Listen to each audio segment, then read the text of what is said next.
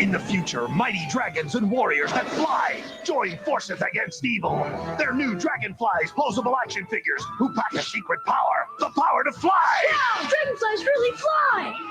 Dragonflies on dragon launchers, zenith, peak, fly them, crash them against the evil Dreadwing. Now I rule the skies. Dreadwing, you're a dead ring. Dragonflies, light is might.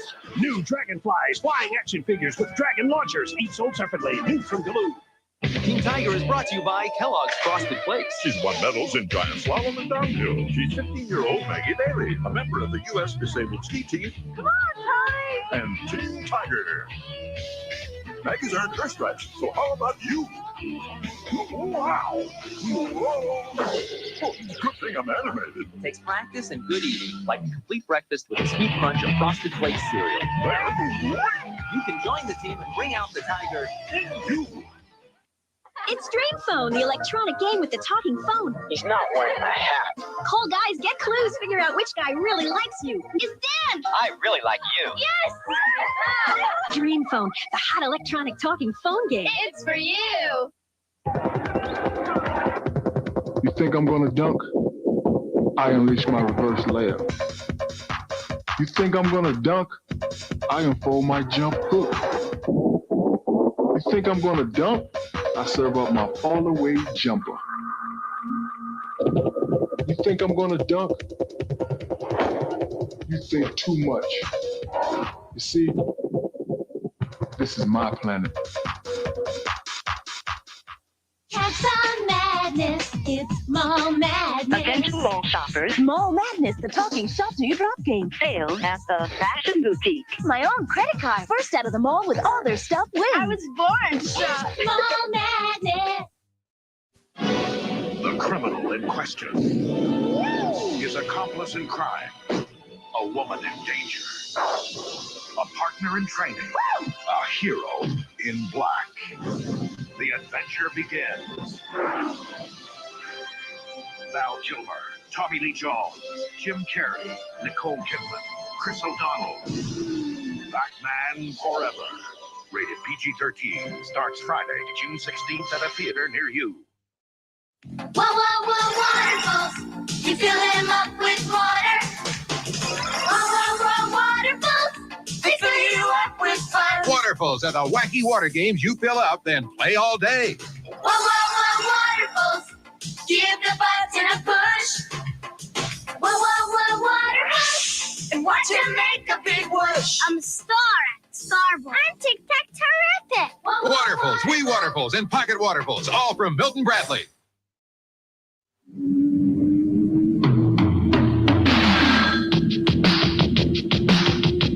Meet someone special.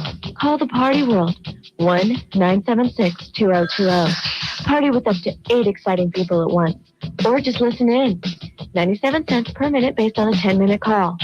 Call 1-976-2020. Now.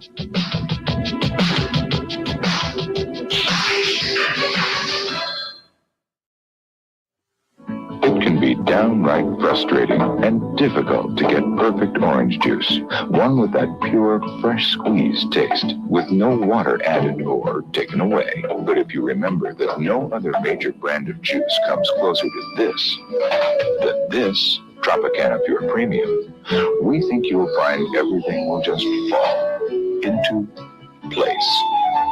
Tropicana Pure Premium, also appearing in 96 ounces.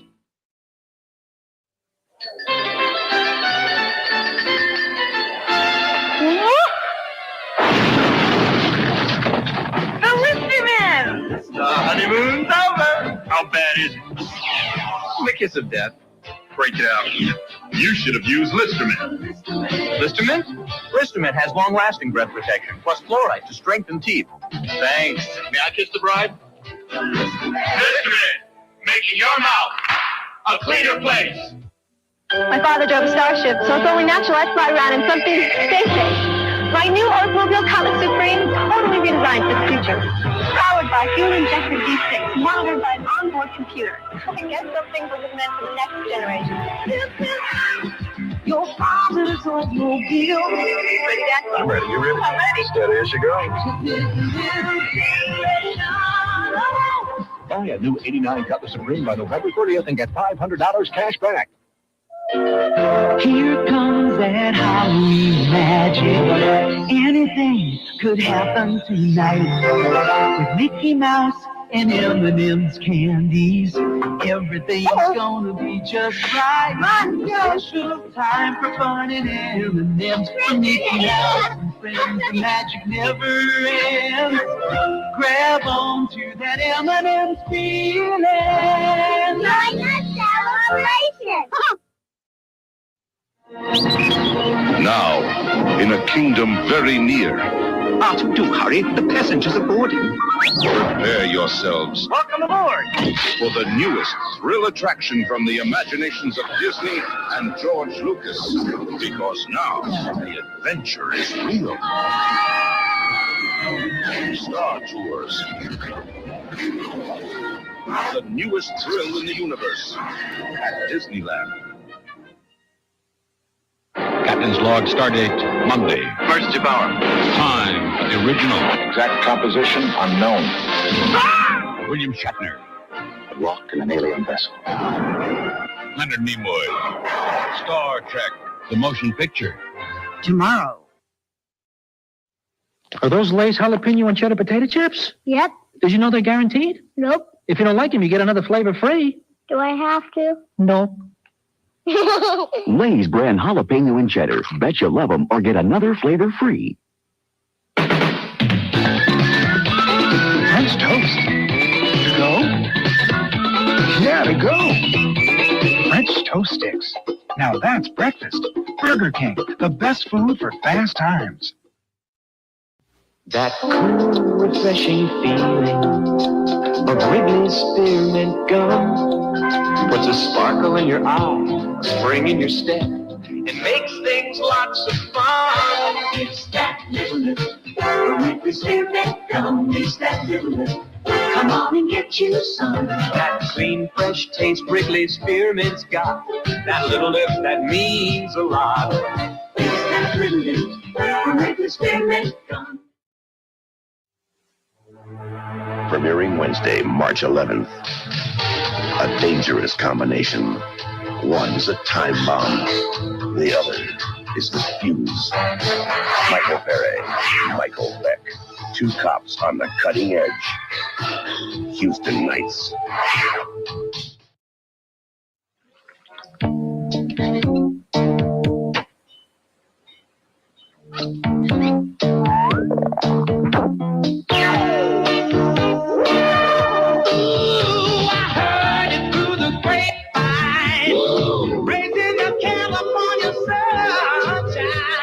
California raisins from the California vineyards. Don't you know that I heard it through the grapevine?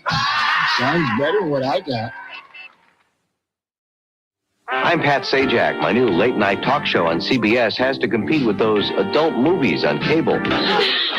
That's why I asked my writers to do some research on the matter.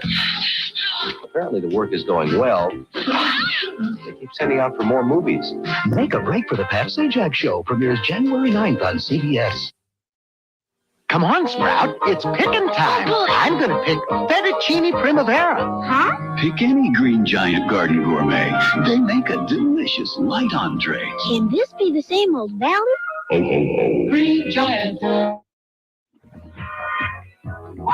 what's that? It's Pokemon Evolution Week. It's one of the most perplexing mysteries in the Pokemon world. 5 full days of the best evolutionary episodes. And he's gonna beat it, catch all of them. Pokemon Evolution Week begins this Monday afternoon on Kids WB. Warren Beatty, Madonna, Al Pacino, winner of 3 Academy Awards. Dick Tracy, Tomorrow at 2:30 on the WB 11. if you're looking to put a little excitement in your life. Vicky Vale. Bruce Wayne. And what do you do for a living? The man you've been waiting for is here. Who's this guy? I'm Batman. You can call me Joker. Get ready for the ride of your life. Wait till they get a load of me. Michael Keaton, Kim Basinger, and Jack Nicholson. Hold on. In the original motion picture event, Batman. Tomorrow at 4:30 on the WB 11.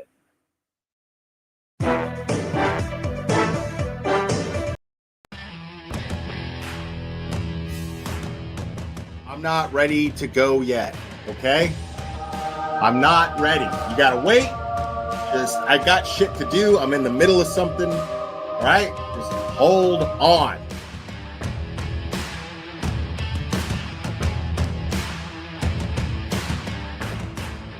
Watch your mouth or don't come in here. Uh-oh.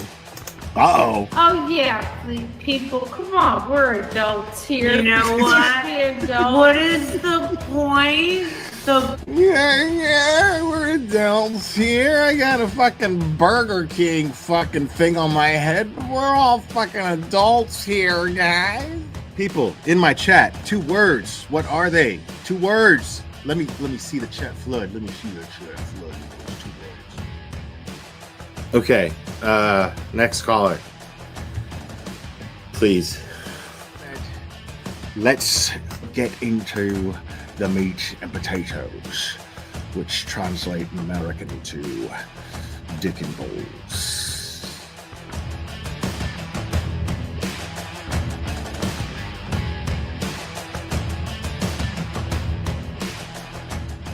I got flip-flops. These are my flip-flops. Yeah, I really like my flip-flops because I can put them on. Because look, watch me put them on. I can put them on all by myself. Watch me put them on. Look, are you watching? Look, these are my flip-flops. Thanksgiving Day. I remember it clearly. It was Thanksgiving Day. I was inserting myself in somebody else's fucking business as a cash grab, and you know. This channel is harsh reality. Karen Yak se jodió la sucia vida. Amen. This is Jonathan Lee Riches. I have cheeseburgers. I'm gonna put cheese on them. I'm gonna make sure that I have my hamburgers because I'm a big boy now and I can make the hamburgers. My mom lets me use the stove now.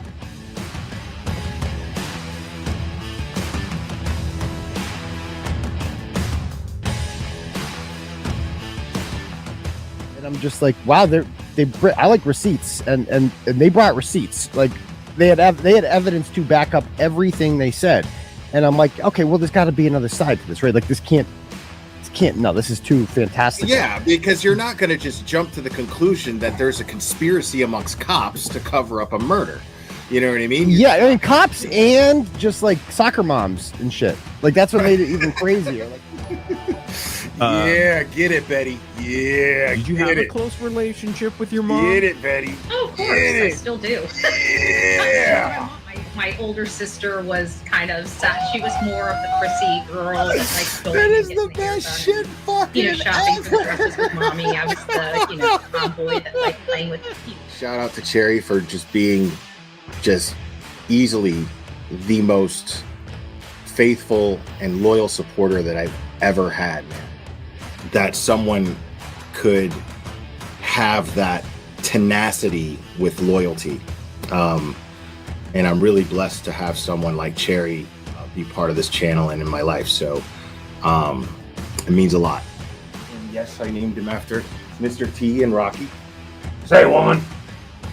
Say, woman. Say, woman. Said your old man ain't got no heart. Why don't you come down to my apartment tonight and I'll show you a real man. Oh my God, I'm so in love with this little dude. Yeah, I'm going to go ahead and wrap this one up. I love you guys very, very, very, very much. And we will do this again very soon, my friends. Oh, say bye.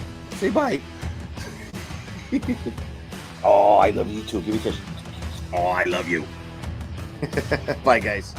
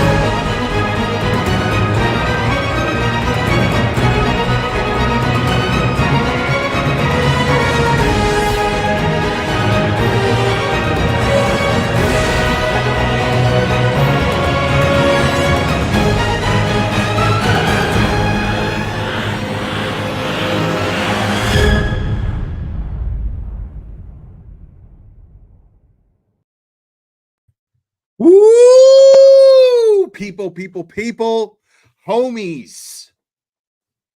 I hope everybody's doing great. I hope everybody's having a wonderful Easter weekend so far. I got to tell you, in Tennessee, it's a beautiful day. It really is. It's just a tad more warm than I prefer it, but man, the thing is most people like warmer weather more than I do. And I guess what makes the day beautiful, and I never really noticed this, but seeing everyone enjoy it, seeing people in my neighborhood enjoy it, seeing people more prone to waving hello. This kind of weather puts people in a really good mood, and so for that, it's a really beautiful day here, because it's the first. I'd say it's the warmest day of the year so far, and it's just yeah, and I couldn't help but think to myself, like I was walking Clubber through the park, and I couldn't help to think to myself, like, man, it's too bad that this Cajun Navy pulled back their search on Sebastian, because this day would have really been a blessing for them, in their search, even if just that little bit of it being a nice day, so yeah, it kind of sucks that they pulled back their search right now, but I understand it. I saw that Tracy Ann Chasing posted that they're just regrouping. They're not done. So they're doing what they need to do. What we want is results, and whatever it takes to get those results, and experienced professionals are saying this is what it takes, then this is what it takes. And clearly it's a setback because idiots had to go and threaten them for doing something. And yesterday my live stream was focused on the question of whether or not I think that JLR and or Dolly Vision had something to do with those threats. I'm still going to say that I think they did. Absolutely. I absolutely believe they did, based on everything I explained yesterday. But also, I mean, let's just look at it like any other true crime case. Who has motive? The only people with motive would be someone who is responsible for Sebastian's disappearance, or the people who are losing money. The people who feel like them making that decision, the Cajun Navy making that decision, cost them money. And what's the answer to 99 out of 100 questions, folks? Money. So the issue with the motive is, let's say the person responsible did it. Why would the person responsible put themselves at risk like that? That person is keeping that secret like they've never kept any secret in their life. If they are responsible for Sebastian's disappearance. And I'm still holding hope, considering whenever I have a missing person situation, I simply look at it when it's a missing person situation and we have no evidence, like they just seem to vanish, right? My default is that they're out there wandering or hiding somewhere, scared. But okay. That's always my default. My default thought, my default conclusion that I go to is not that this person is dead, not that this person is being trafficked. My mind does not go there. My mind immediately goes to, okay, since we have no information, it would be irresponsible to not hold out hope for the best. So I hope for the best, and I hope my conclusion is drawn by my hope. Simple. So when I think of, my mind starts racing, what's going on with Sebastian right now? Well, he's sitting somewhere waiting for his dad to find him. That's what I think. So now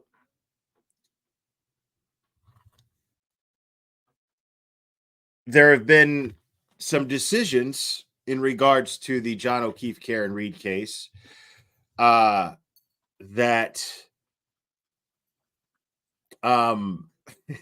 now, okay, let me explain the title. Because like I don't want to clickbait anybody here. It's not like I have footage of Judge Bev drinking in the courtroom or anything. Like, no, it's nothing like that. I just my mind automatically goes to a drunk judge. I don't know why. I think it's from watching the movie Up in Smoke 100 times as a kid. And that scene where, that song's playing, I've been framed, right? And then the judge, who actually kind of looks like Auntie Bev, now that I think about it. She pours, from her water pitcher into a water glass, and she's drinking it, and then and these guys are coming down off of a shit ton of acid, and Tommy Chong grabs, I need some water, and grabs the thing off her bench and drinks it, and he spits it out, and he's like, fucking vodka, man.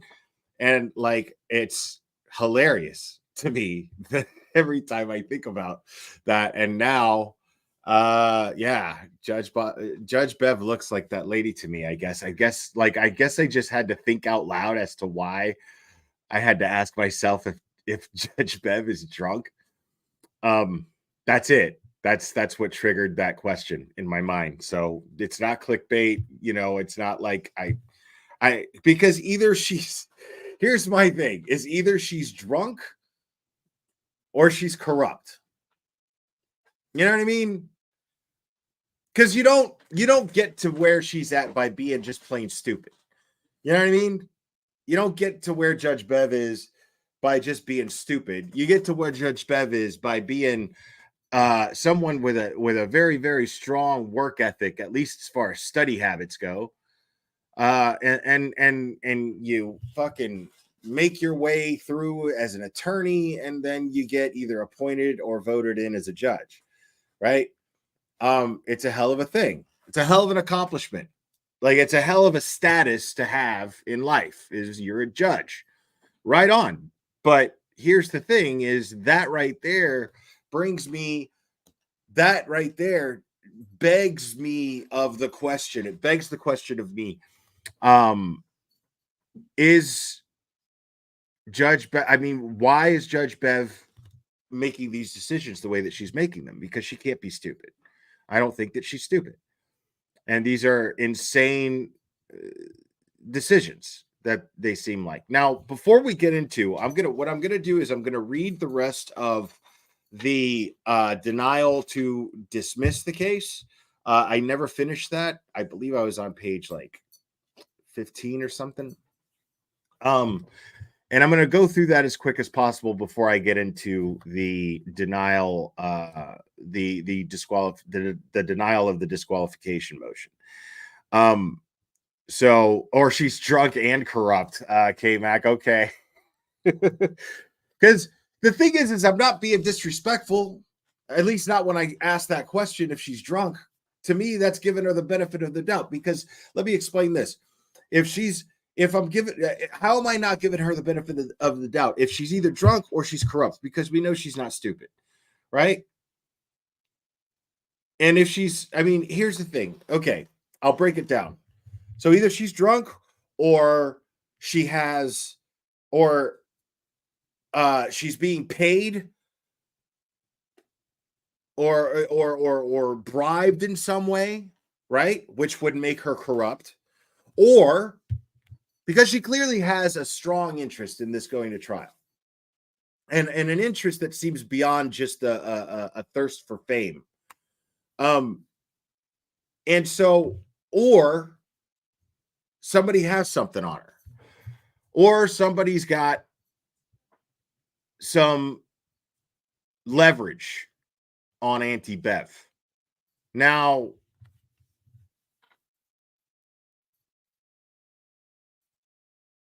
if they have something that is incriminating against her, well, I guess technically that would make her corrupt, wouldn't it?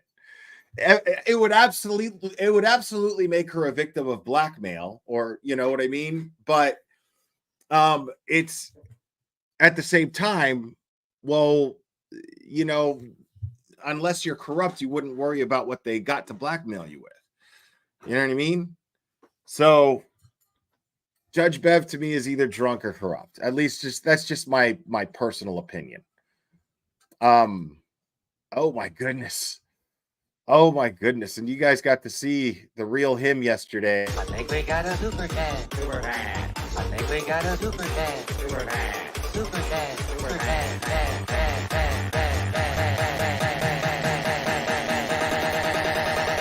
I think we got a super dad. I think we got a super dad.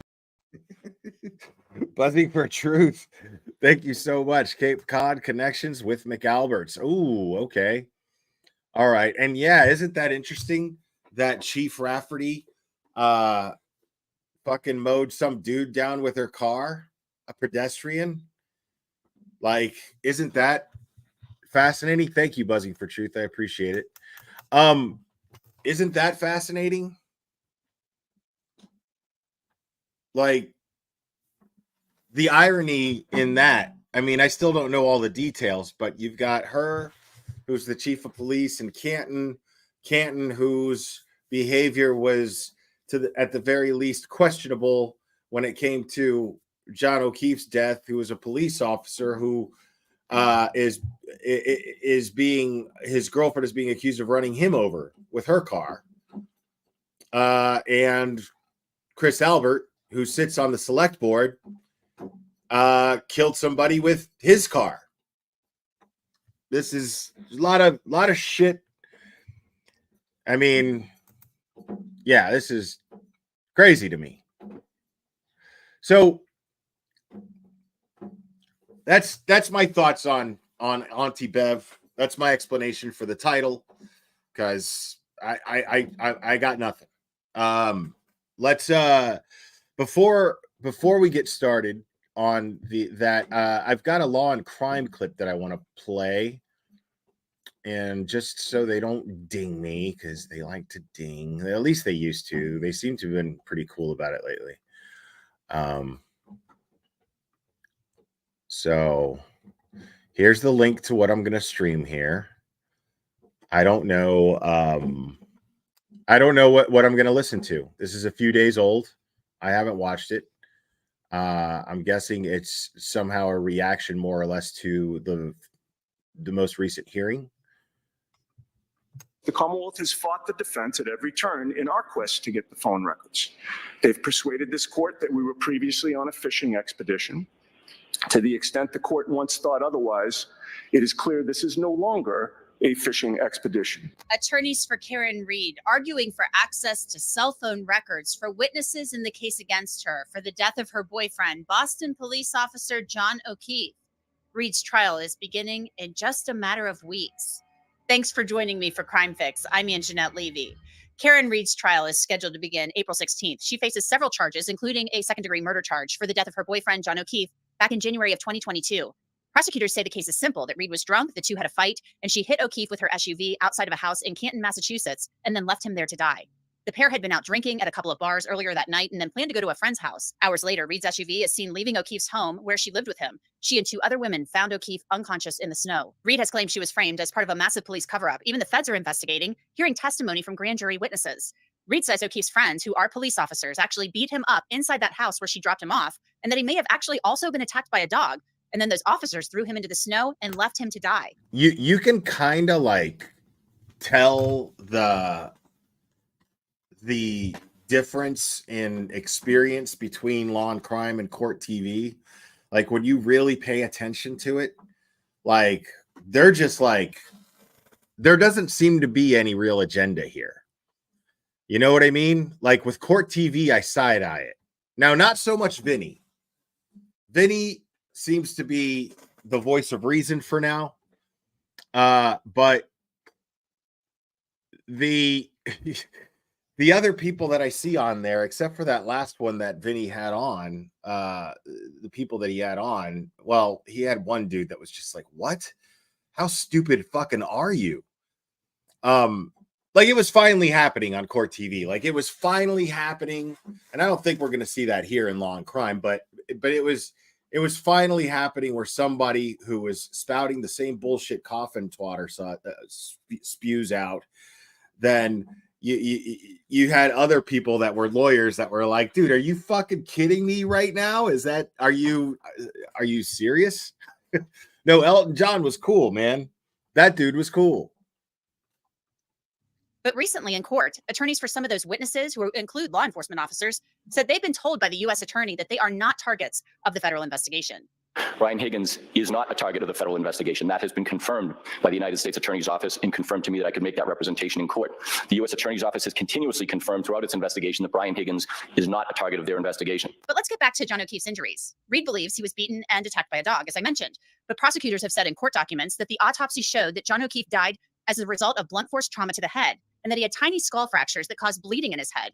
O'Keefe had a really large gash to the back of his head. The medical examiner did not believe that O'Keefe had been in any type of fight, despite bruising that you can see on his knuckles and what appears to be black eyes. Now, I'm telling you, there are photos on the internet from O'Keefe's autopsy, but we are not going to show those to you. They're just simply too— See, we're not hearing that. We have to have, when we watch Court TV, I'm sorry to have to do this. This is just a reaction video. I have not watched this yet. So these are my initial thoughts on what I'm watching right here, and it brings me back to Court TV. I can't help but compare them to Court TV. And Court TV doesn't bring up these things. On Court TV, you need fucking Turtle Boy to be up there to know about the bruising on the knuckles and shit of that nature. You know what I'm saying? So kudos, Law and Crime, for what you're doing right now. I dig it.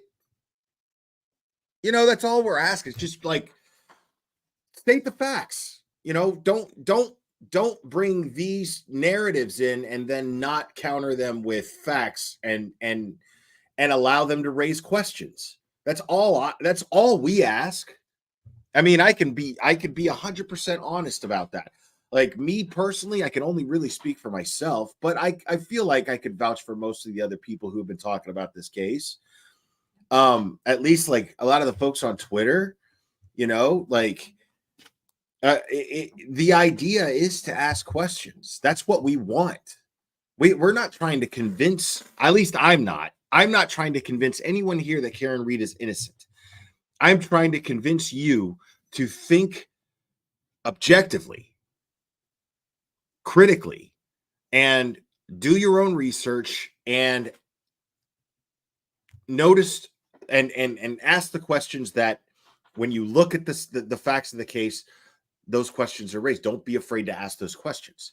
That's what I'm asking of anybody who follows this case. That's it. I'm not saying, you know, I believed Karen Reed to be innocent. Now here, this is going to piss some people off. Okay, I'm going to tell you guys something. I'm going to part with a nasty little secret. Okay,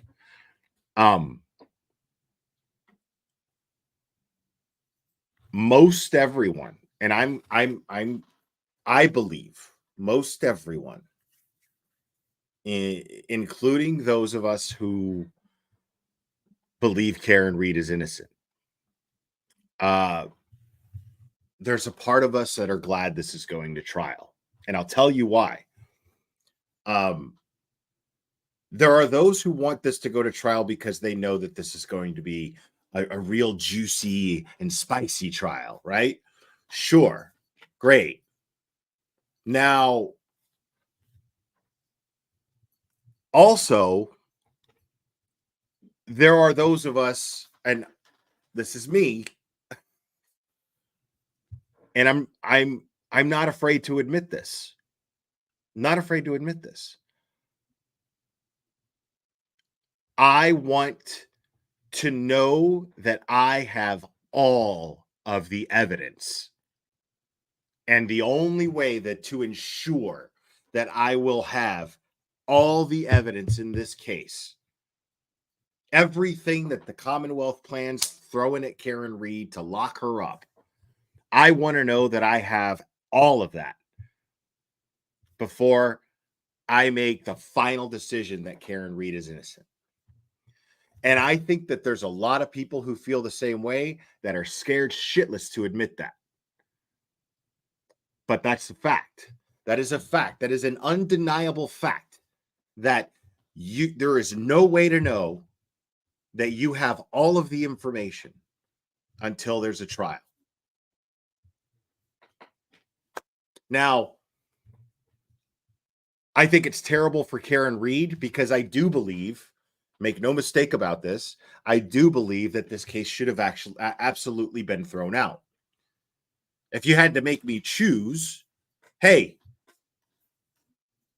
do you think this should be thrown out, or do you think you should go? Would you rather it go to trial so that you can get all the facts?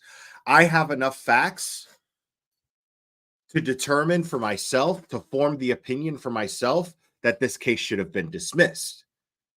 That's a fact. I have enough information to where I have formed a sound, what I believe to be a sound opinion, that there has been a clear violation of people's rights, but especially Karen Read's. There has been people trying to be silenced. There has been inconsistencies. There has been a nefarious investigation. There has been a nefarious prosecution. I almost said prostitution. Prosecution. There has been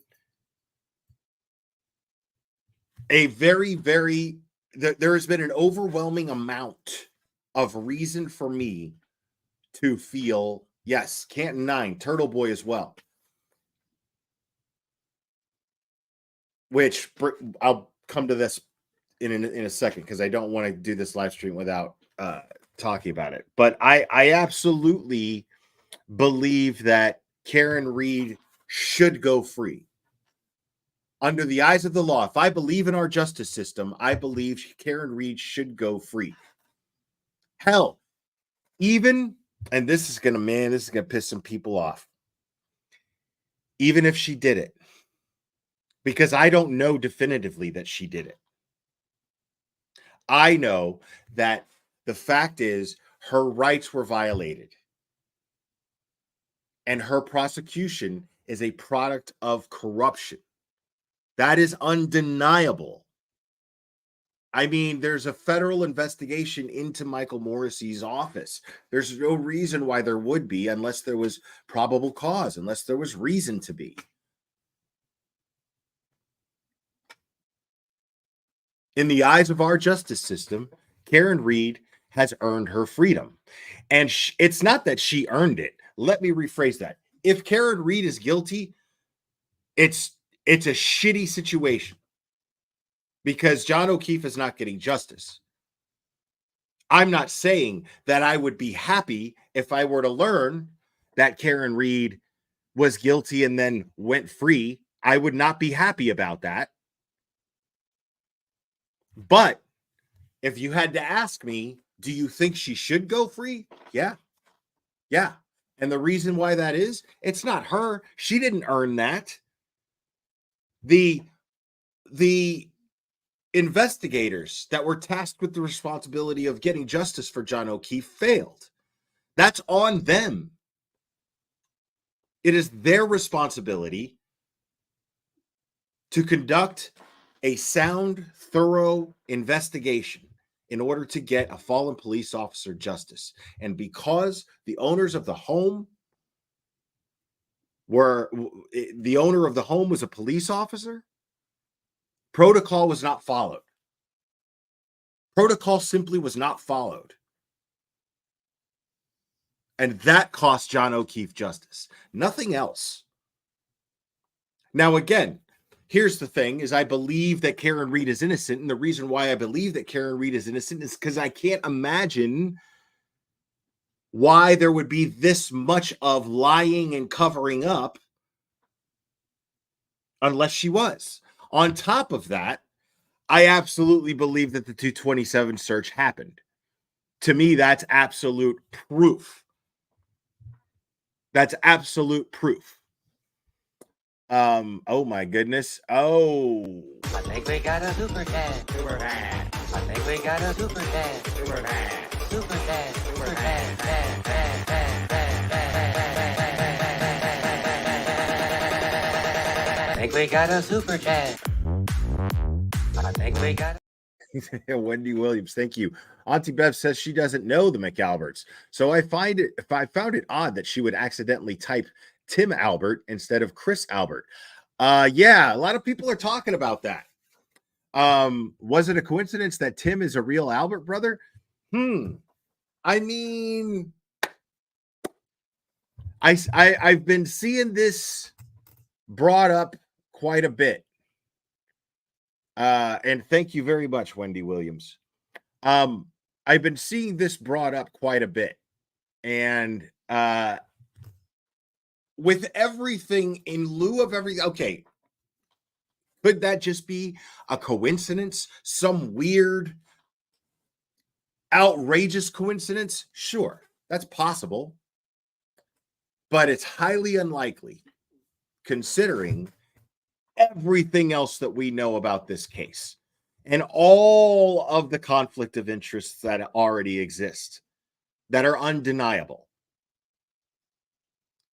So let's just get real here. You know what I mean? It is not unfair for anybody here to think that it is shady that Auntie Bev on an official court document, I mean, that's on the record. That's done. That's there.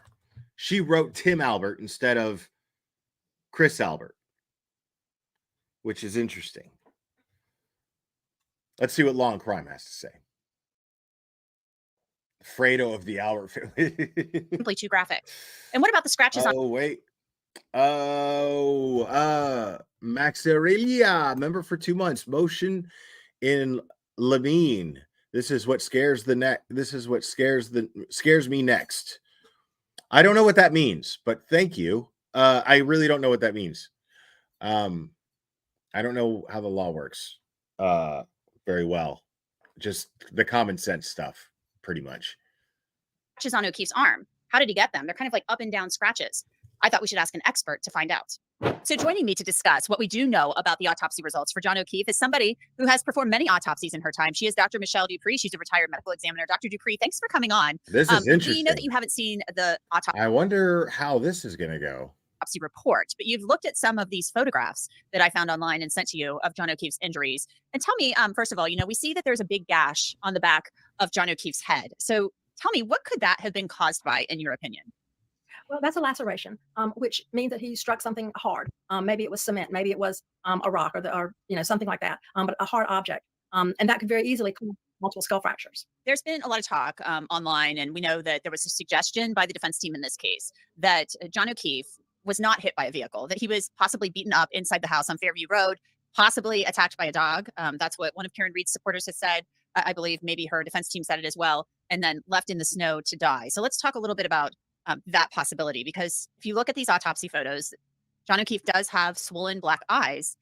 It does almost look like he's been in some type of fight. The medical examiner, according to the prosecutors, said that she did not believe he had been in any type of physical altercation, that swelling and that bleeding was caused by small fractures in the skull. Right. There is some credibility, I think, from looking at the photos, and a little caveat here, they're not the best photos, so there's some margin of error. However, when we see black eyes, we call them raccoon eyes, and they can come from a skull fracture, but that skull fracture is They didn't even take the photos right. particular type of fracture known as a basilar skull fracture, which is what your brain actually sits on top of, and it's fracturing those very small thin bones where your eyes are, and then there does cause the black eyes from the bleeding there. However, one of the things that I was puzzled by in reading the reports is there's a small laceration or cut above his right eye. That typically comes from being struck. So if you're struck in the eye, say you're punched and getting a black eye, you may have a little cut of the skin right above that. So that leads some credibility to him possibly having been in a fight. I'm not sure how you would get a small cut like that from being struck by a car, not more facial injuries. When a car, of course, it's a large object, when it hits you, something else is going to be damaged on your face. So that does I mean, lady, didn't you watch Plevin's video? lead to some credibility. And there may have been more than one thing. He may have gotten into a fight and been struck by a car. You know, he has a lot of injuries on different parts of his body. Why would the ME, if he had possibly been into a fight, she's saying she didn't see any evidence of that. I mean, we see in some of the photos, and you're right, they're not the best photos. I mean, we are not seeing the pristine images from the ME's office. We're seeing what's kind of been shown in court and then reposted online. There are some kind of bruises or some discoloration, I should say, to his hands and his knuckles. There is. And again, that's usually indicative of someone being. All right, hold on. Because I don't want to miss what this lady's saying, but I was. All right, so motions in lemon Y?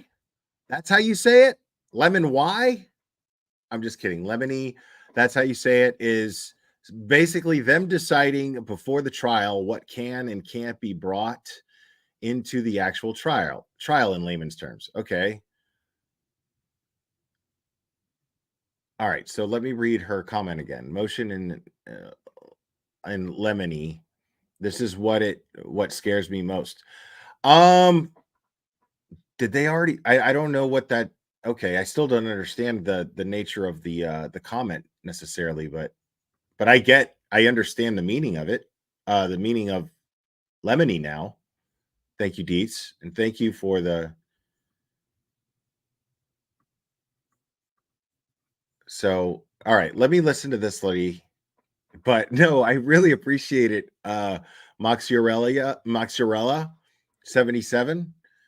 Man, I'm having a hard time just reading anything of yours today. I'm sorry about that. But thank you for joining. Appreciate it. Okay, let's hear what this lady has to say again. So that does lead to some credibility. And there may have been more than one thing. He may have gotten into a fight and been struck by a car. You know, he has a lot of injuries on different parts of his body. Why would the ME, if he had possibly been into a fight, she's saying she didn't see any evidence of that. I mean, we see in some of the photos, and you're right, they're not the best photos. I mean, we are not seeing the pristine images from the ME's office. We're seeing what's kind of been shown in court and then reposted online. There are some kind of bruises or some discoloration, I should say, to his. Well, why wouldn't you show the actual ME photos in court? Like, isn't that the whole purpose of their existence in the first place? Right? So, I mean, here's this person saying, well, the ME, sorry, I was reading chat.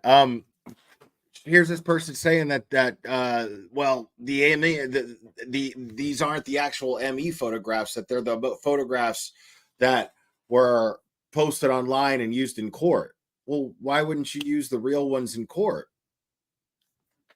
I mean, so it sounds to me like, I mean, is it unfair for me to think, well, okay, well, the real photographs, if there were any, no longer exist? His hands and his knuckles. There is. And again, that's usually indicative of someone being in an altercation of some kind.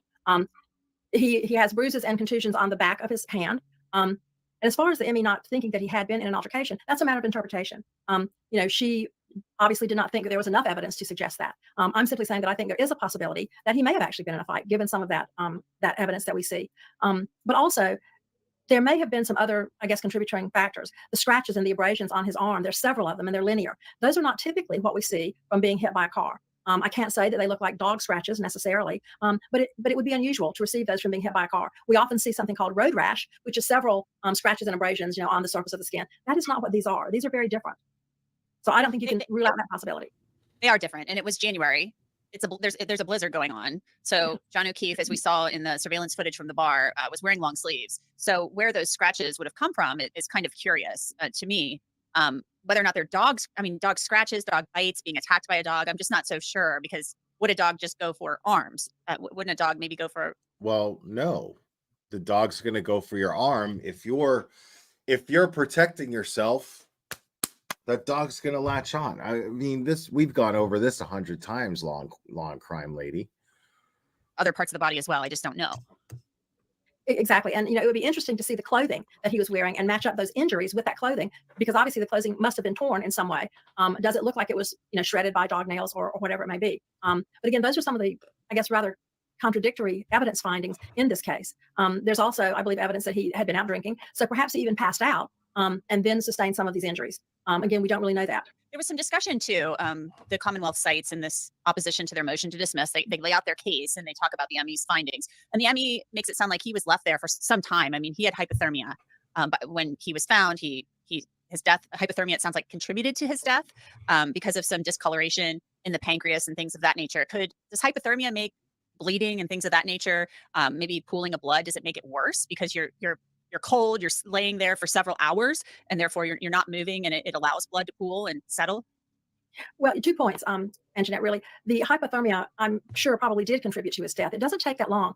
Your body temperature reaches a certain level for you to pass out, become unconscious, and then die from that. As far as the pooling of the blood, it would actually slow down. Your heart would begin to slow down. The pumping of the blood would begin to slow down. I don't think that would have a significant factor. The factor is that the cold is going to decrease your body systems and therefore slow everything down. And eventually you will lose consciousness from being cold or hypothermic, in addition to his other injuries, which also certainly played a major factor. Yeah, most definitely. I do find it interesting that one shoe was on and one was off. And you do see that in accidents or in incidents where somebody is hit by a vehicle and thrown, that sometimes they can be knocked out of their shoes. What did you make of that? He has one shoe on, one shoe off.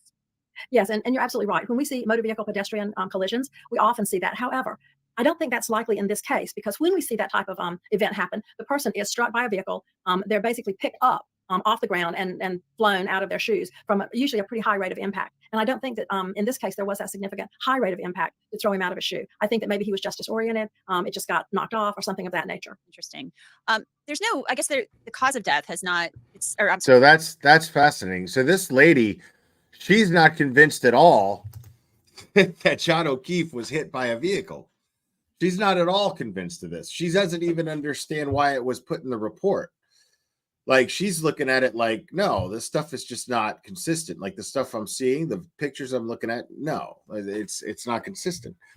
And it's fascinating because, she also states something earlier where you're just like, at least I can't remember exactly what part it was, but I remember thinking, okay, she hasn't actually familiarized herself with the case.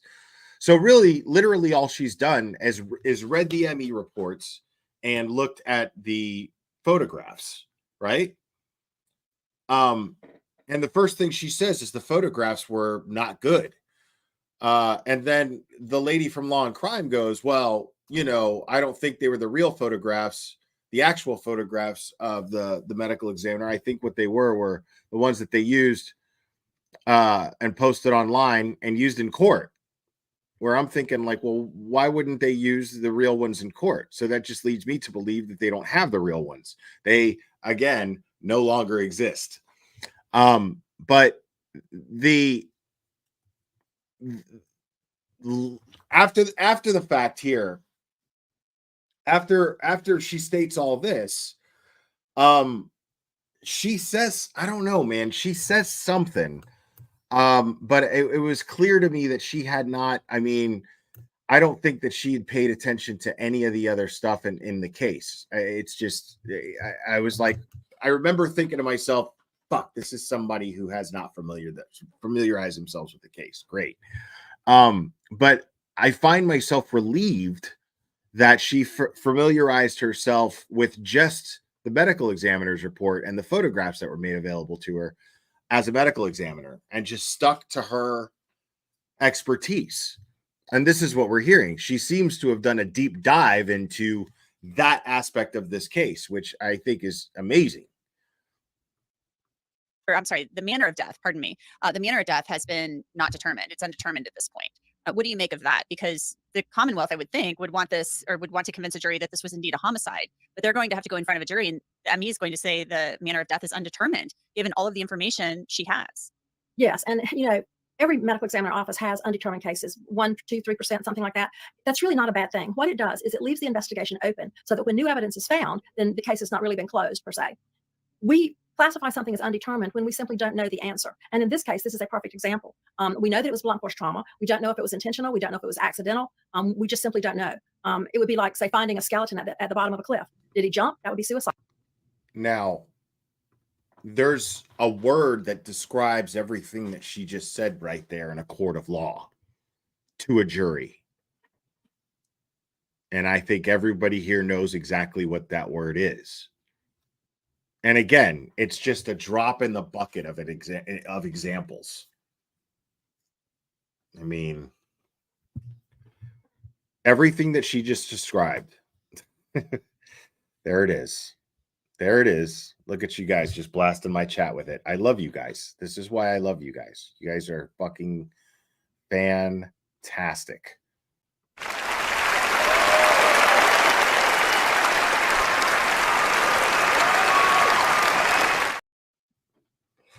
So, yeah. I mean, again, that right there. Like, how do you expect me to believe that Michael Morrissey and Auntie Bev are not in somebody's pocket if they're planning on going in front of a jury with this shit? That's insane to me. That should be insane to everyone. That's mind-blowing.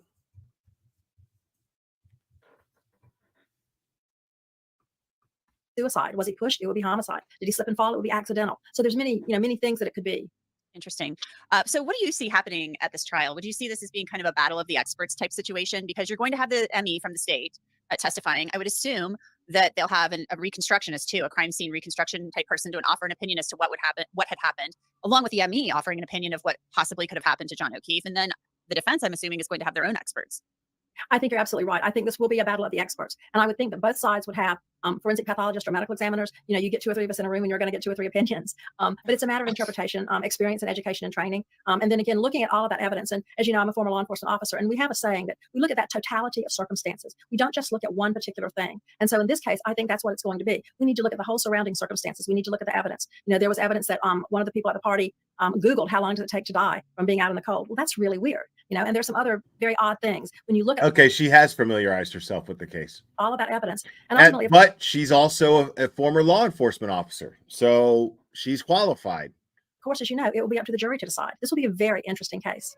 Yeah, it will certainly be up to the jury to decide. I like that. Different lady, opinions. man. We have the state saying how long does it take to die in the cold? That text message, they say it happened at 6:23, 24 in the morning. Defense says it was 2:23 or 24 in the morning. So that'll be another point of contention as well. Dr. Michelle Dupree, thanks as always for joining us. We appreciate it. My pleasure. Thank you. And that's it for this edition of Crime Fix. I'm Anjanette Levy. Thanks so much for being with us. We'll see you back here next time. All right, Law and Crime.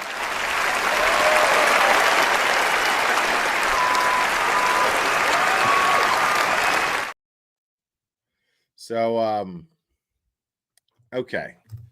Yeah, let me dig this up because, yeah, man, I thought that was, the right questions were asked. You know, that's all we ask. You know, good on you, Law and Crime, for that segment right there, because you asked the right questions. That's all. That's all we ask. And you got somebody who knows what they're talking about. And hold on, let's see. Just get out of this.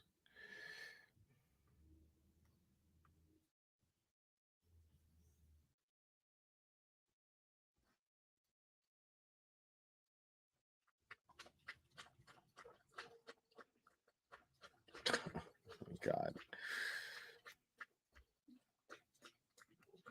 Okay. All right, I think I got it right here.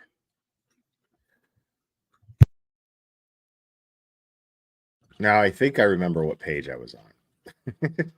Now this is still I want to clear this up. This is still the denial of the motion to dismiss. So I'm going to read at least the majority of the rest of it because we got a lot to go over. So because I want to go over the denial of the motion to disqualify Michael Morrissey and the Norfolk County DA's office. So I definitely want to go over that because I have not read it yet. I don't even know what it says. All right.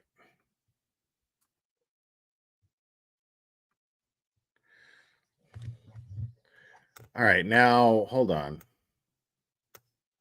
I'm not even sure what page I was on. I feel like it was like 16 or something. Yeah, I think it was the bad character evidence that.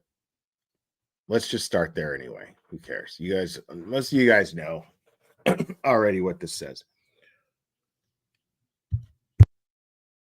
All right, so the introduction of propensity in bad character evidence.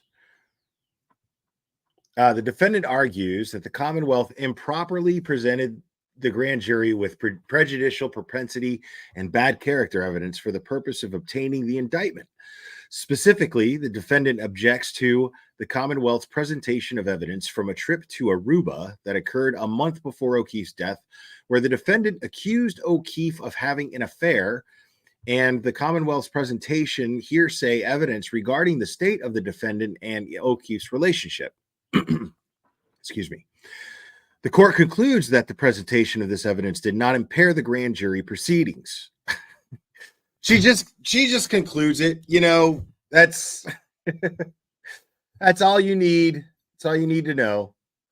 There is no evidence before the court that the Commonwealth presented any fake testimony with respect to the evidence that transpired in Aruba or the defendant and O'Keefe's relationship leading up to January 29th, 2022. Nor does the court find such evidence to be improper propensity evidence. Prior bad act evidence may be relevant in a grand jury presentation to show something other than propensity. And then it cites a law here. In particular, prior bad act evidence is relevant to show a hostile relationship between a defendant and a victim and show state of mind and motive. And I guess, thinking that somebody's having an affair would be motive. Infidelity is definitely one of the one of the most common factors in a murder. The evidence presented here was relevant to the defendant's state of mind on the night of the indictment and her motive to commit the crime. Additionally, where other evidence before the grand jury demonstrated the strained and hostile nature of the defendant and O'Keefe's relationship leading up to January 29th, 2022. It is unlikely that the events in Aruba were presented for the purpose of obtaining an indictment. The presentation of hearsay evidence regarding the defendant's relationship with O'Keefe was also not improper. It is well established that the indictment may be based in whole or in part on hearsay. Okay, I'm just going to skip this one.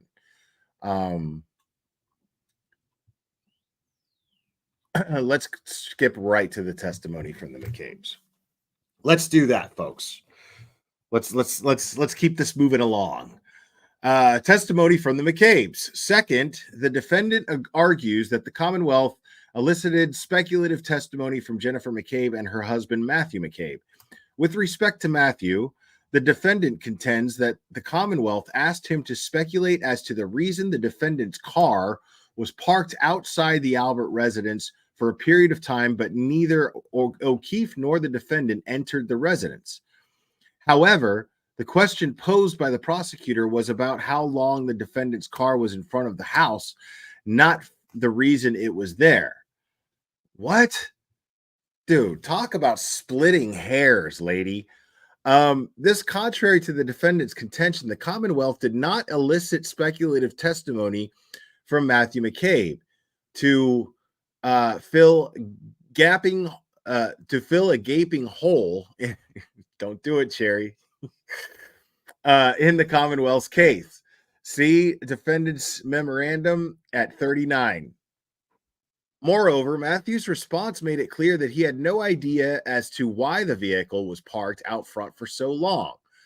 Yes, the car was out there. We just thought it was weird, you know? In hindsight, were they having a disagreement in the car? I don't know. I don't know why the car was out there, why it was parked there. It wasn't as if they pulled up and looked outside, and the next thing you know, they were gone. They definitely moved the car and for some reason never came in the house. Okay. This is what I'm talking about. People, like, this is the most gaslighting shit in the world right here is this one thing. Am I fucking crazy? Okay, because I know we're all focused on the 227 search, and I get that, and that's absolutely, I'm with everybody on that. Okay, I'm absolutely with everyone on that, but I'm also really, really fucking hung up. You guys have heard me bring this up a few times before. I'm really hung up on the fact that in Jennifer McCabe's and Matthew McCabe's testimonies, they say that they saw Karen's SUV pull up, sit there, pull out, pull to the side of the house, to the front of the house, in next to the lawn. Then sees the SUV drive away. At least Jennifer McCabe says all of that. But Matthew McCabe here is saying, yeah, they were sitting out there for so long. Like, and you didn't hear any commotion. You didn't see you saw every single incident. At least Jen McCabe did. She saw every single fucking detail of Karen Reed from the time that she arrived to the time that she left the property, but did not witness her hit John O'Keefe with the SUV. Make that make fucking sense. And Matthew McCabe is sitting there going, yeah, I mean, they were sitting out there. I don't know if they were fighting or what, but you were looking out the window. You didn't see this dude laying on the lawn at any point?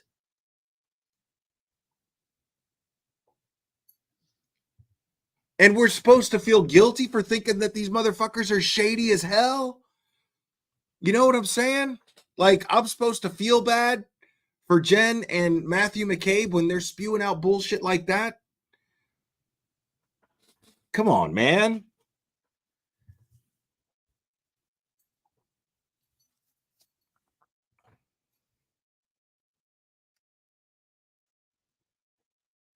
Yeah, a 3-point turn at 24 miles per hour. Give me a fucking break.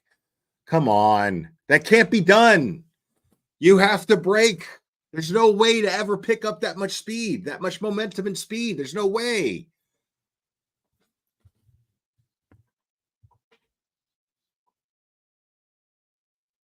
It can't be done. I totally just went off like thinking about a 3-point turn. No, it can't fucking be done. Okay? Like, there's nobody on the planet, not even this guy. And his name is John C.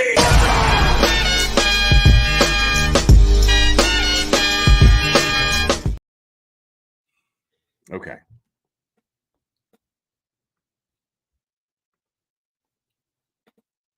Therefore, even the question invited speculative testimony. Given the other evidence before the grand jury that the defendant and John O'Keefe had a strained relationship and were arguing that night, Matthew's testimony that he did not know if they were having a disagreement would not have made a difference. Okay.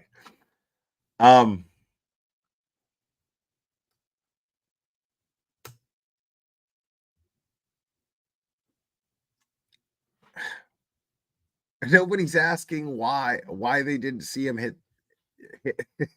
You know what I mean? Like, why is nobody asking him, did you see Karen Reed hit John O'Keefe with the car? You know what I mean? Because I guess grand jury testimony is just prosecution asking questions. But so then it goes on. With respect to Jennifer McCabe, the defendant contends that the Commonwealth elicited speculative testimony as to why O'Keefe's niece described the defendant as acting crazy on the morning of January 29th, 2022. Yeah, that's how you're going to look to a kid when you're drunk. However, this testimony was prompted by a question from a grand juror, not the prosecutor.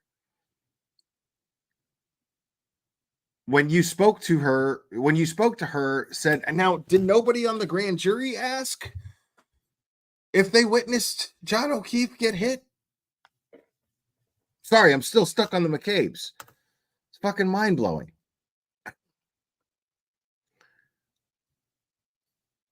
Do you know how long or any information from the conversation with the niece, like how long the defendant was there speaking to her, or what she means by quite crazy? Thus, even if the response was speculative, it was not elicited by the Commonwealth for the purpose of obtaining the indictment.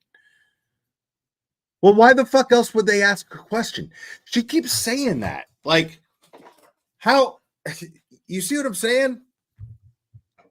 Judge Bev, are you fucking drunk? Seriously, because what do you think he's asking questions for? How can you sit there and say that that the prosecutor did not ask the question for the purpose of gaining an indictment? That's what he's there to do. He's there to get an indictment. Am I crazy? Am I overlooking something? Am I sounding like just a fucking idiot who doesn't know anything about the law? Because, in a lot of respects, that's true. But, I mean, I just don't see how she could just rule on that. Isn't that exactly the reason why a prosecutor would ask someone a question in front of a grand jury, is to obtain an indictment? Isn't that the entire purpose of literally every question being asked of the person sitting on the stand?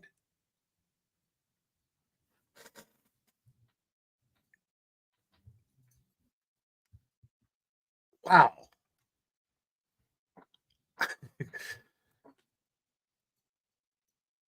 Thus, even if the response was speculative, it was not a listen. Okay, Blight. Evidence submitted in response to question a grand juror is less problematic than evidence submitted by the prosecutor's design, where testimony was not offered gratuitously by the police officer or by the prosecutor, but made in response to a question from a grand juror. The context suggested it was not presented to the grand jury in bad faith. Okay. I mean, how are you not supposed to take anything that they've done in bad faith when they have done nothing? And I'm talking about the Commonwealth of Massachusetts, have done nothing. And I mean fucking nothing.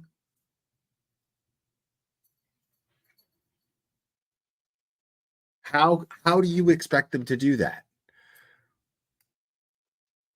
Like, how are they supposed to take anything in bad faith when they've given us nothing in good faith? They've given the defense absolutely nothing in good faith. They've completely ignored Judge Bev's orders. Okay. Judge Bev laughs about it, makes a joke about it, and then denies the motions of sanction and disqualification and dismissal. Is Judge Bev drunk, or is she fucking corrupt? Because I feel like it's a fair question. What's up, Microdots? Good to see you.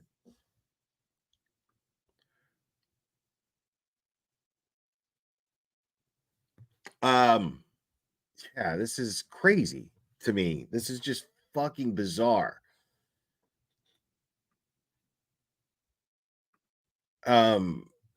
State police computer forensics expert trooper.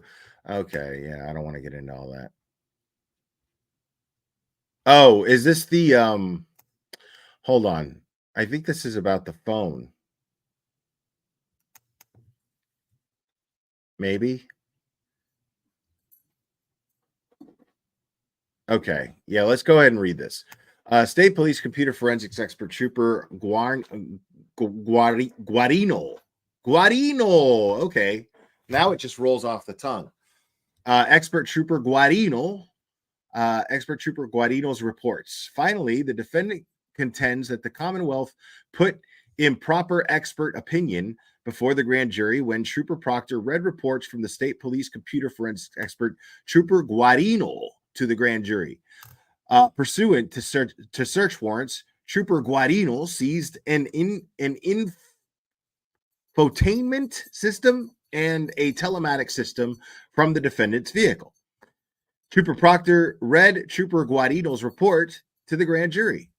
Saturday, January 29th, 2022, Trooper Michael Proctor and Sergeant Yuri Bukinik of the Norfolk District Attorney's Office responded to the unattended death of John O'Keefe. Date of birth, 12/8/1975. Of course, it doesn't say Boston police officer. It just says John O'Keefe. At 34 Fairview Road in Canton. Through my investigation, it was found that O'Keefe was a victim of motor vehicle homicide.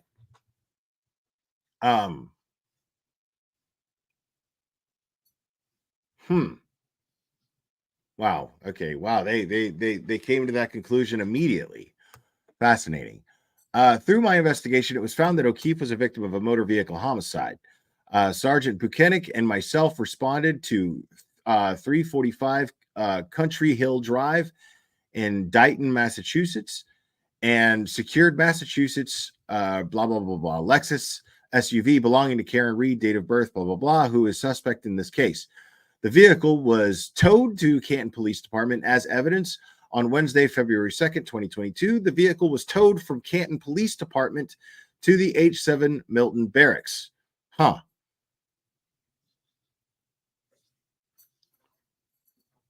Okay. So this is the report right here that states that they took it from Dighton to Canton, which is weird. The vehicle was towed to Canton Police Department as evidence, and then on Wednesday, February. Okay, let me look at these dates one more time.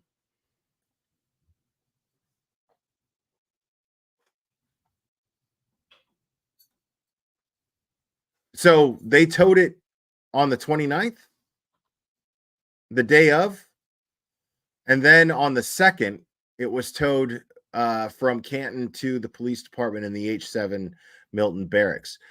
I supplied search warrant number, blah, blah, blah, issued out of the Stoughton District Court. The evidence was secured as follows. One in infotainment system, one telematic system. At this time, we were able to access the data and analyze it. Both systems are secured at the Norfolk DA's office for future analysis. KJT, blah, blah, blah, blah, blah, blah, blah. State police also seized the defendant's cell phone and performed a cell phone extraction and forensic analysis.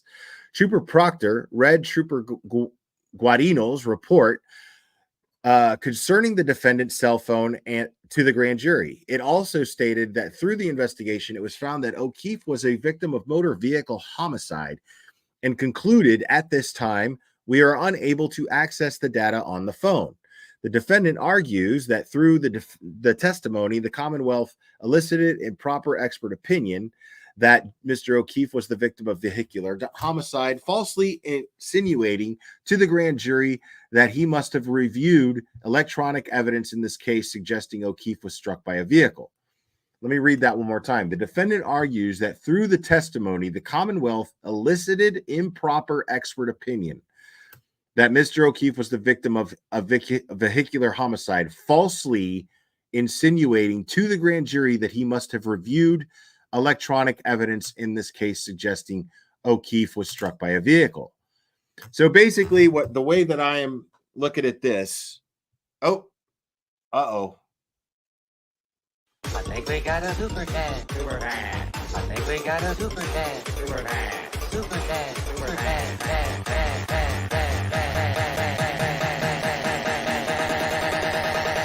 think we got a super chat. I think we got a super chat. I think we got a super chat. I think we got a super chat.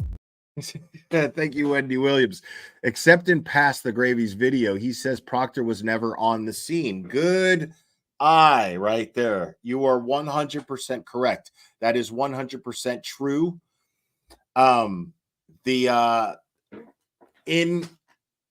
In Michael Morrissey's in the very video that Yannetti is arguing should be cause to sanction Michael Morrissey and dismiss him from the case. In that very video, he states that Michael Proctor was never on scene, but according to that report that we just read, Michael Proctor was on scene. So that's interesting. Thank you for that, Wendy Williams. Nice catch.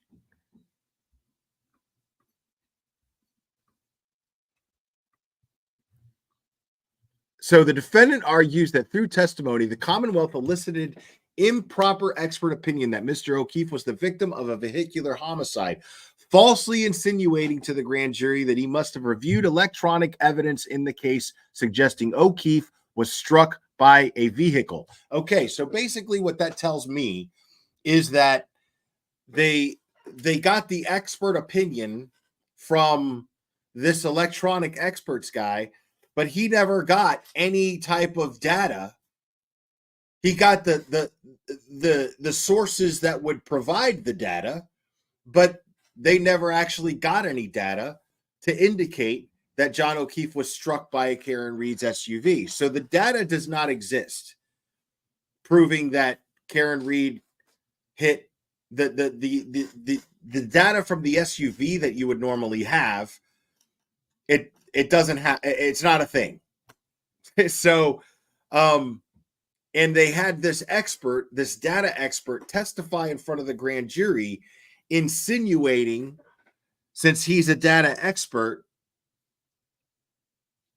and he's saying that he has drawn the conclusion that Karen Reed was struck by a vehicle, he's insinuating that the data told him this. Whereas he didn't. So that right there is definitely misleading the grand jury. So I'd love to hear what Auntie Bev says about this. The defendant argues that, oh, okay, no, I already read that. Defendant's memorandum at 42. The court does not agree with defendant's characterization of the testimony. Of course you don't. Although it may have been misleading for the report to state, through Trooper Guarino's investigation, it was found that John O'Keefe was a victim of motor vehicle homicide. The report thereafter clearly states the police were unable to access the data from the defendant's vehicle or phone. The report thereafter clearly states that the police were unable to access the data from the defendant's vehicle or phone. That is Judge Auntie Bev's words, her own words right there. Therefore, it is unlikely that the testimony deceived grand jurors into believing that Trooper Guarino reviewed electronic evidence in this case suggesting O'Keefe was struck by a vehicle. So let me get this straight. So Auntie Bev's logic here is there's absolutely nothing wrong with calling a data expert onto a stand to talk to a grand jury and have him state to the grand jury that it is his expert opinion that John O'Keefe was struck by a vehicle, and that does not insinuate that he reviewed data to come to that conclusion? Judge Bev, come on. What are you smoking? Because that is clearly deception. And for you to say that, it's very telling of Auntie Bev. It's very telling of her. It's extremely telling. Is it Guarino? There's the U, there's no Gua? like Guajiro, even though the G is silent in Guajiro. So Garino. Okay, Garino it is. Tu madre. You got it. Even if, as suggested by the defendant, the opening sentence of the report may have led the grand jury to believe that the police had conclusively determined that O'Keefe was killed by a car, given all the evidence before the grand jury suggesting that the defendant's vehicle struck O'Keefe, this testimony probably did not influence the grand jury's decision to indict. Are you kidding me? Are you kidding me?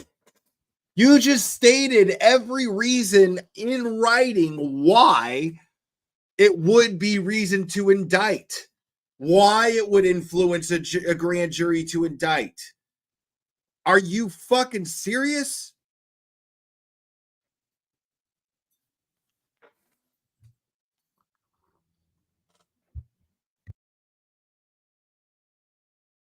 I can't with this lady, bro. Like there's no, I mean, she writes it out. Dude, like I know we still got a lot to go through, but I got to read that shit again because that's crazy. That's fucking crazy. A judge wrote this.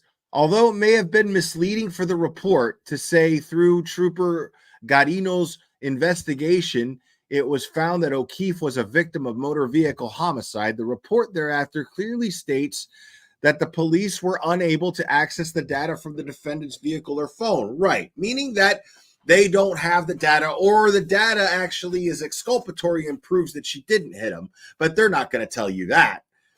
Therefore, it is unlikely that the testimony deceived grand jurors into believing that Trooper Garino reviewed electronic evidence in this case, suggesting, okay, dude, just him going up there and testifying is misleading.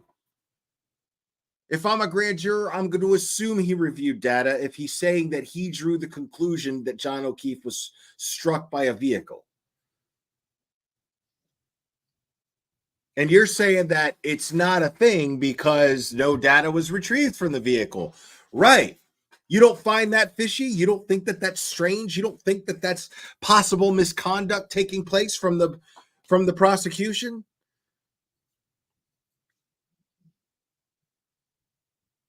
They called a data expert on the stand to tell a grand jury, and you don't think that this influenced the grand jury to indict? You said that. You put that in writing. I can't wait to get an attorney's take on this. This is I know Melanie Little went over it. I just didn't watch it all. Now I have to watch it. Now I have to see what she said about it because my mind is blown right now that she fucking put this shit in writing in an official court document. What?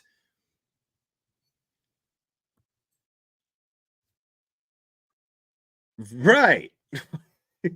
Right. I think this is Twilight Zone shit, man. Okay. Let me go on here.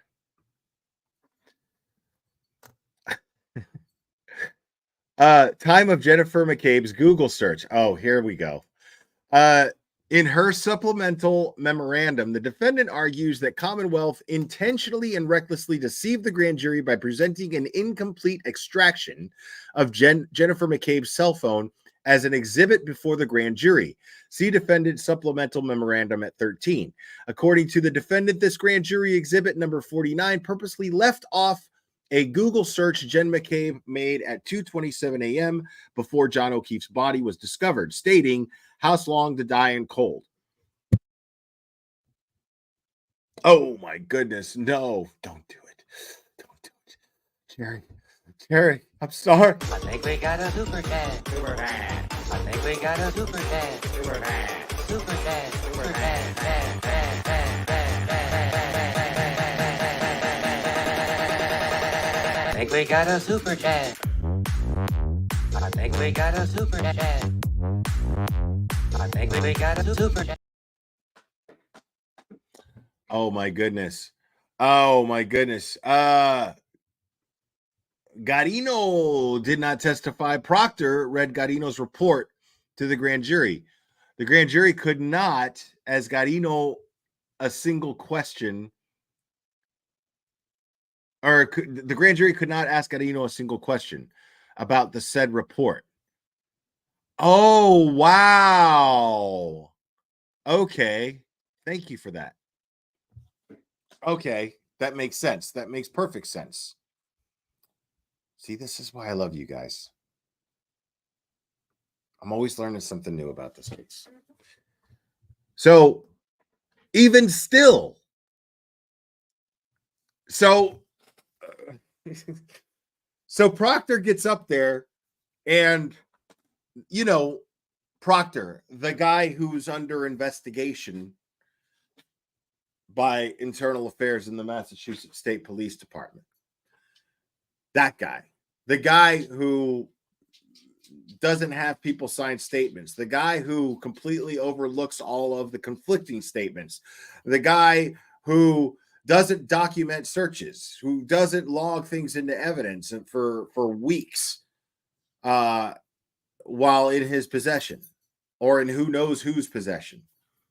So this guy gets up on the stand at the grand jury, and he tells the grand jury that the data guy concluded that John O'Keefe was struck with a vehicle, but there's no data to say that. So it's basically worse. It's basically worse. So thank you for clearing that up. I appreciate it, because I am thinking that he's testifying, but it's an insane call either way on Auntie Bev's part. All right, so man, okay, I'm gonna need a drink. Okay.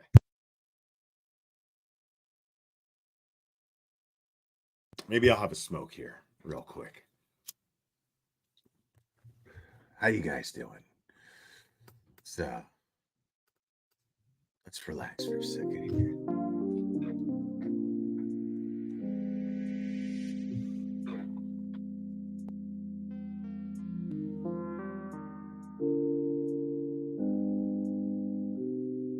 Okay, that's enough.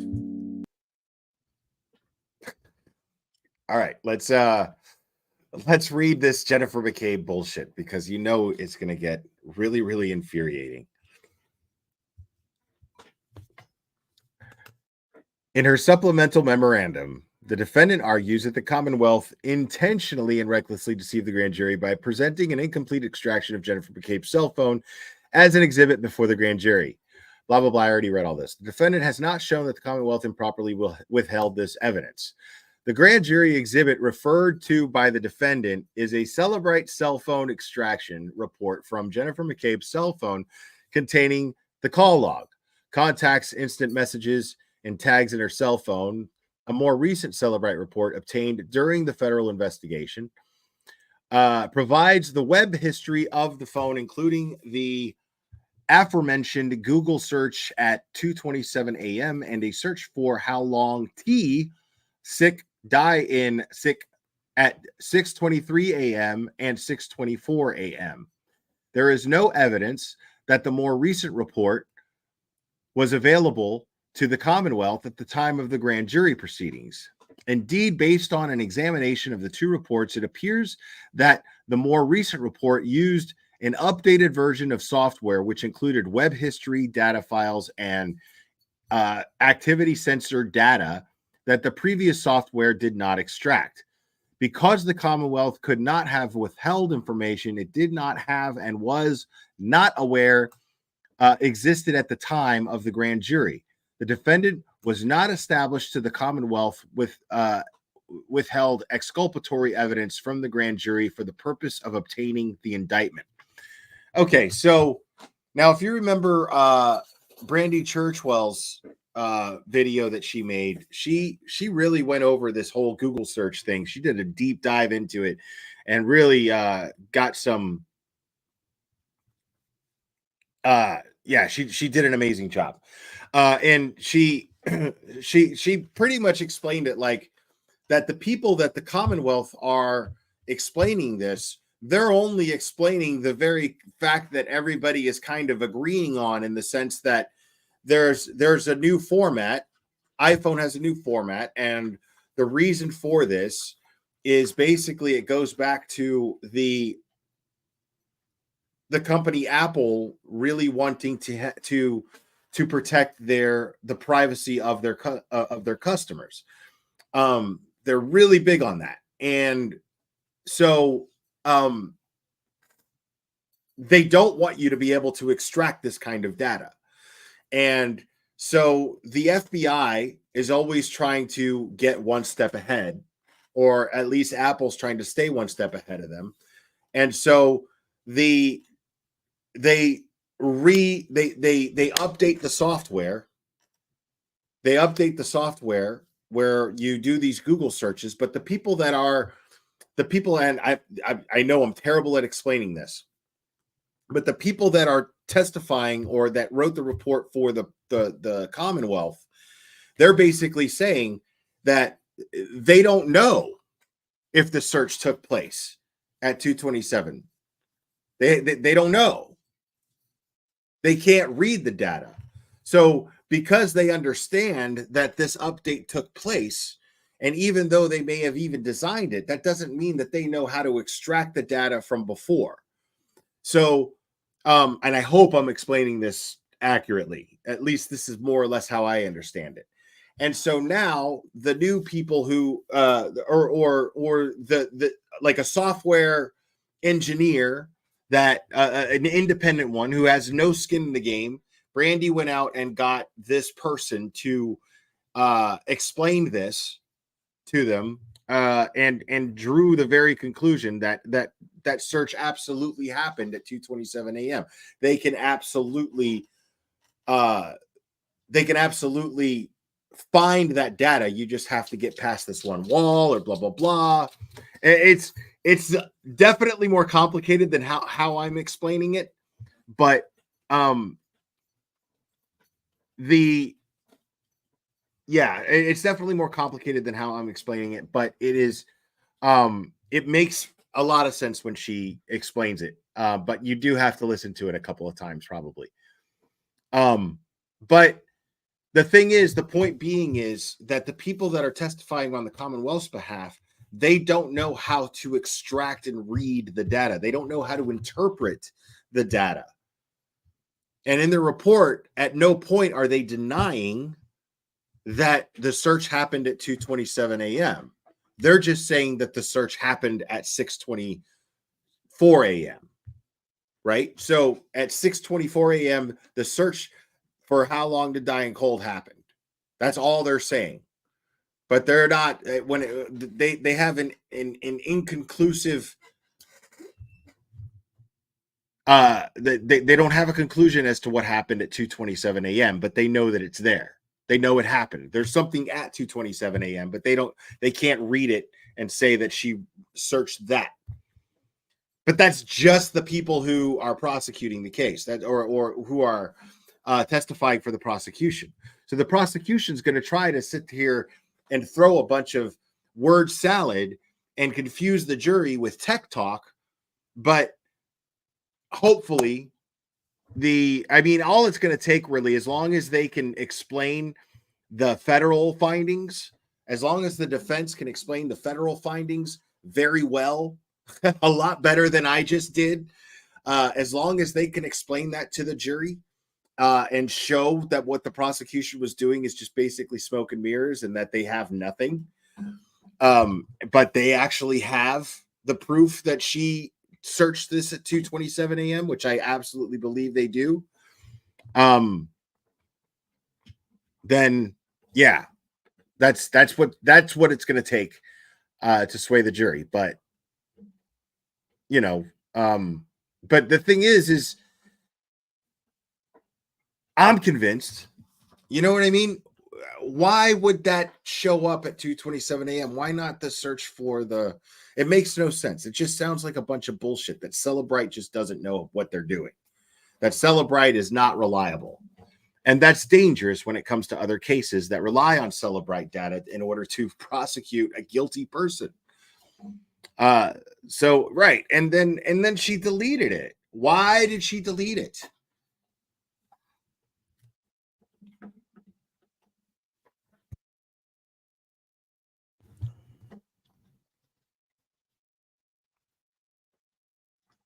Yeah, why delete it if it never happened?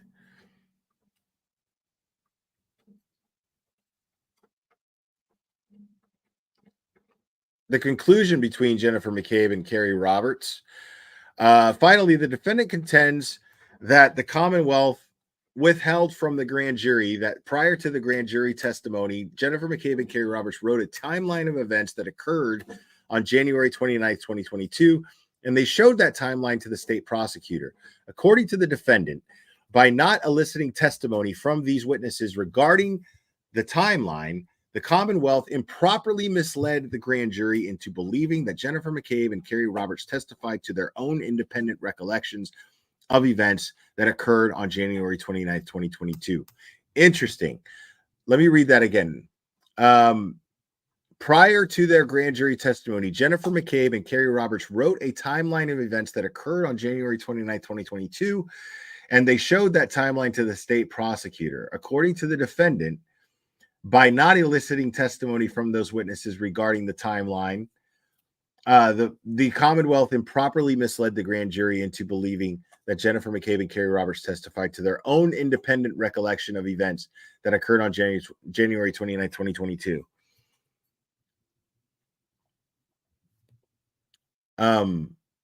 Yeah, I mean, of course it's not independent. They wrote a fucking timeline and together came and said, here, look, here you go. The court does not agree with the defendant that the failure to elicit such testimony undermined the witness's credibility and impaired the integrity of the proceedings. Jesus. That two witnesses who are friends and who were with the defendant on the morning in question discussed the timeline of events that occurred before their testimony, before the grand jury, does not seriously undermine their credibility, even if it may have been a better practice for the prosecutor to elicit testimony about their written timeline. The failure to do so did not seriously taint the shut up, Jerry, the grand jury proceedings. Now, you guys aren't going to like this, but on that one, I can't really disagree with Auntie Beth on that one. Because let me give me a second before you guys start throwing tomatoes at me, okay? Like, give me a second before you guys start with your.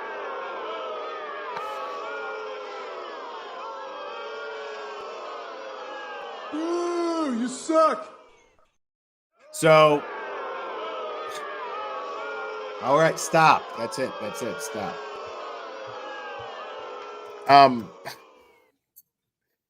The thing is like, what if somebody was guilty, right? Would we be singing the same song if we knew the person was guilty and these two friends who happened to be there during the time of the discovering of the body and them talking to each other and discussing the experience, if they're friends? I mean, if they're friends, do you realistically expect them to be like, hey, we shouldn't talk about this? Not without a lawyer and not without, law enforcement present to put us in separate rooms. No, they're going to fucking talk about it. You know what I mean? So, but I mean, the thing though is it's weird that they drew out a timeline. Like, here you go. You know what I mean? This wasn't just them over a box of wine, talking about their experience. You see what I'm saying? So, like, all I'm saying is it can be argued. Like the other shit that she ruled on, I was like, what? That makes no sense.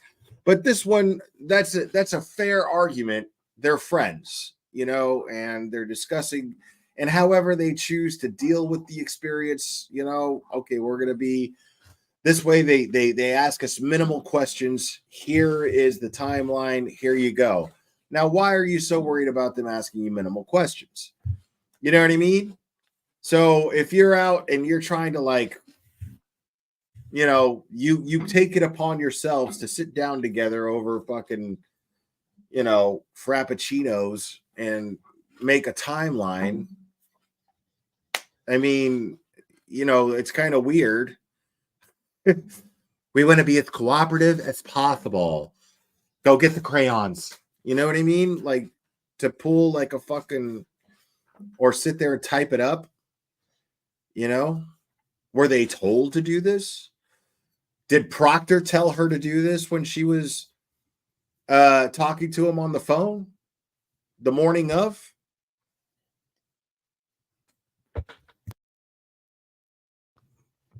So those are the kind of suspicious things that come to mind, but at the same time, I'm saying it's a fair argument. You can't really, you know what I mean? Like Bev saying, hey, they're friends, whatever, however they choose to fucking, you can't argue with that. They're, you know, here we are talking about free speech. Two friends can't fucking deal with their experience however the fuck they want by coming up with a timeline. Sure, it's suspicious, but you mean, what are you going to do about it?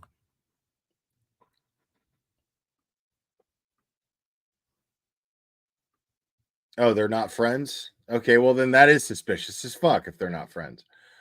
Yeah, and that's it. Conclusion in order for the foregoing reasons, the court concludes that the Commonwealth's presentation of the evidence before the grand jury did not impair the integrity of the proceedings. Defendant's motion to dismiss is therefore denied. Okay, lady. All right, folks. Got to take just take a short intermission, my friends.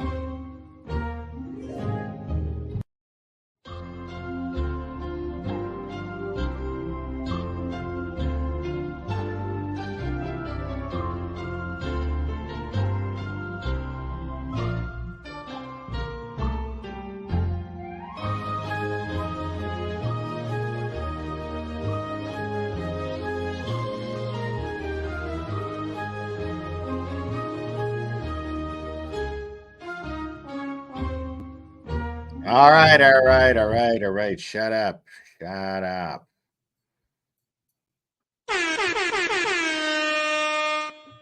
I didn't even mean to do that. Okay.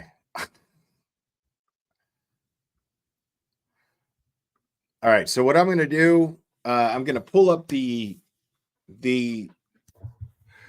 denial of disqualification. That should be fun.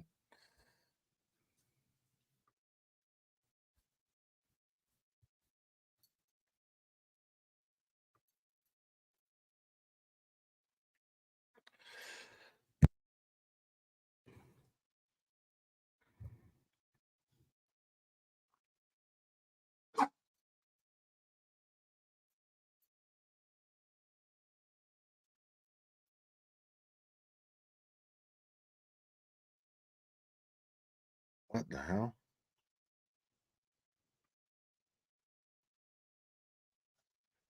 Okay.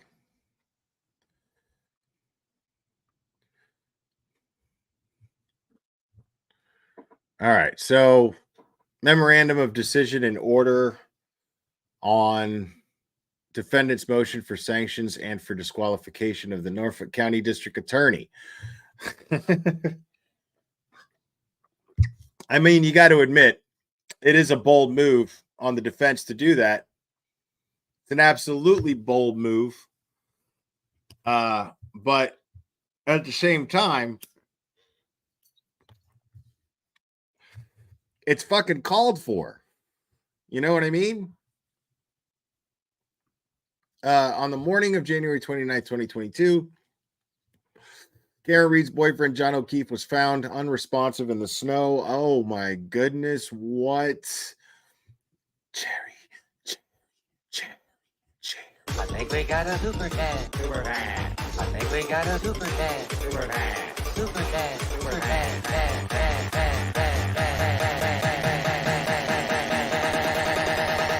I think we got a super chat. Half hammer, thank you. Just a friendly reminder, Eliza Little is fuego. Thank you, and carry on. Will do, my friend. Appreciate you. The defendant was later indicted in charges of murder in the second-degree manslaughter while operating under the influence of alcohol, leaving the scene of personal injury and death.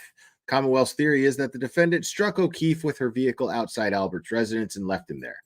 The defendant is pursuing a third-party culprit defense, arguing that one or more persons attending a social gathering at Albert's home killed O'Keefe, and that they, along with others, including the Canton and state police, engaged in a cover-up of the crime.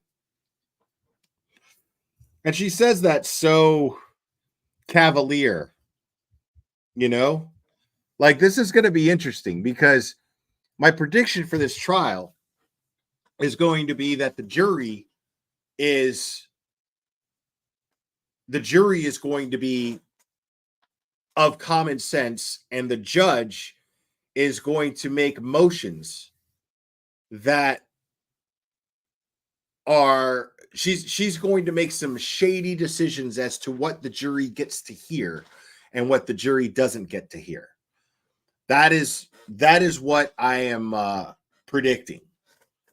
But it's going to be clearly an uphill battle for the defense, in the sense that there's no way that if the jury knows everything that we know, that they'll ever convict Karen Reed. But the problem is that the judge seems to have it totally in for the defense. The judge wants this to go to trial. The judge has been ruling everything against, actually ruling things for the defense that she has to rule. Her hands are tied. She has to fucking rule that they have to share discovery with the defense, but yet does nothing when they fail to follow through with her order. She does nothing except jokes about it. She jokes about it and then basically says that there's nothing wrong with how the prosecution has presented their case. It's fascinating.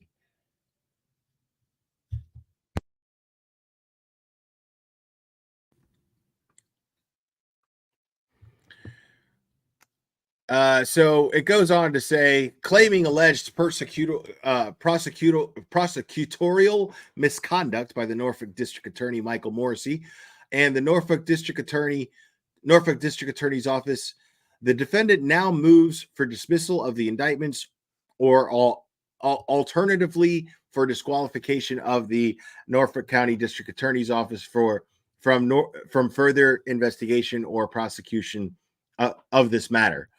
Because the court concludes that the egregious misconduct occurred that is reasonably or substantially likely to materially prejudice, or interfere with the defendant's right to a fair trial, the court will deny the motion.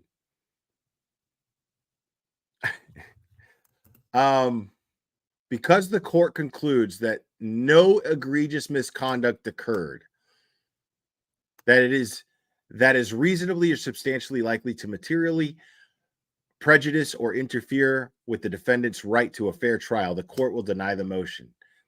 Like, she fucking wrote that shit with her chest, bro.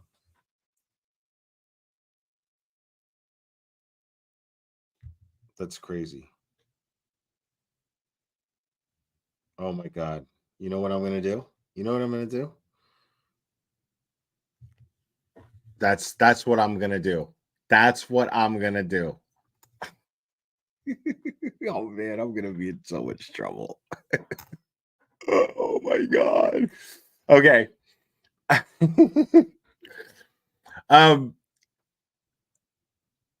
DA Morrissey's video statement. Here we go. The case has generated significant media attention and public scrutiny, in large part due to statements made by the media by defense counsel. On June 9th, 2023, the Commonwealth filed a motion to prohibit prejudicial extrajudicial statements of counsel in compliance with Massachusetts rules of professional conduct in response to multiple media statements by the defendant's counsel in which they accused witnesses of being involved in O'Keefe's death and engaging in a cover-up of the crime. The court issued a decision on the motion on July 25th, 2023. While the court acknowledged that the statement at issue were arguably inflammatory and appear to have fueled much of the publicity in this case, it determined that they were generally in response to the accusations against the defendant, and that at that time, when the trial date had yet to be rescheduled, an order limiting defense counsel's statements was unnecessary.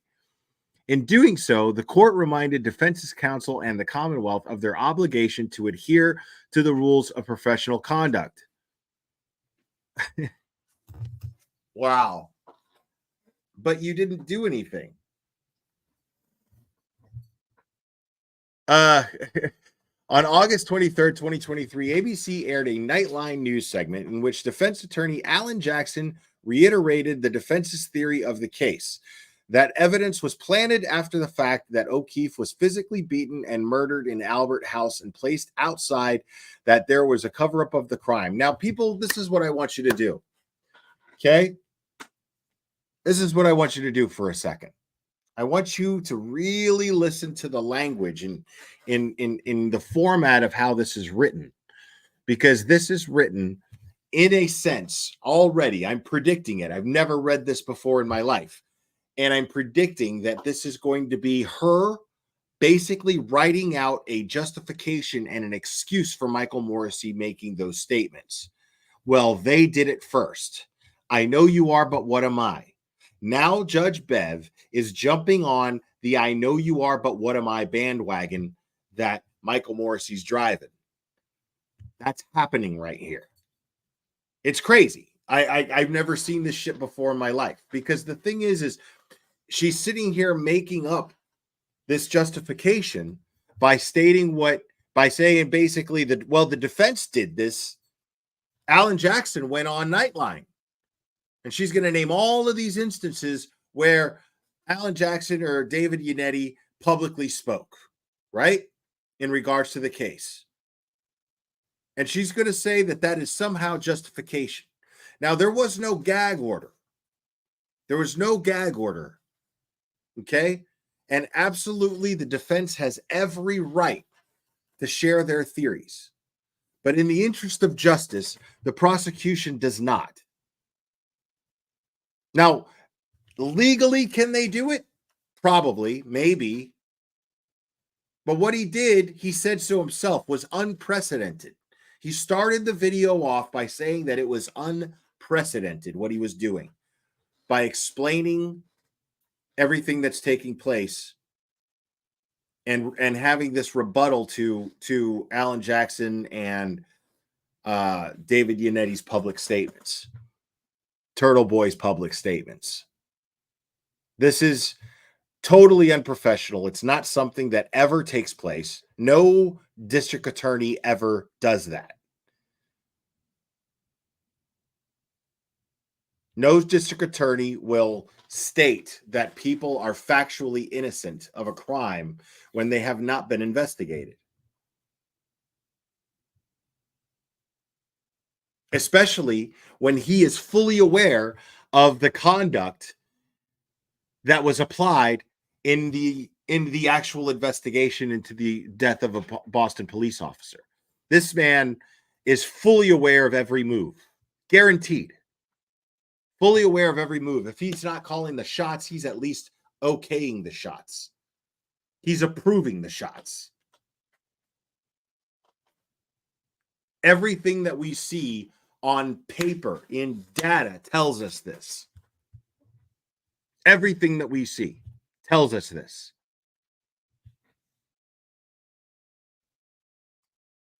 Not to mention that they are under federal investigation.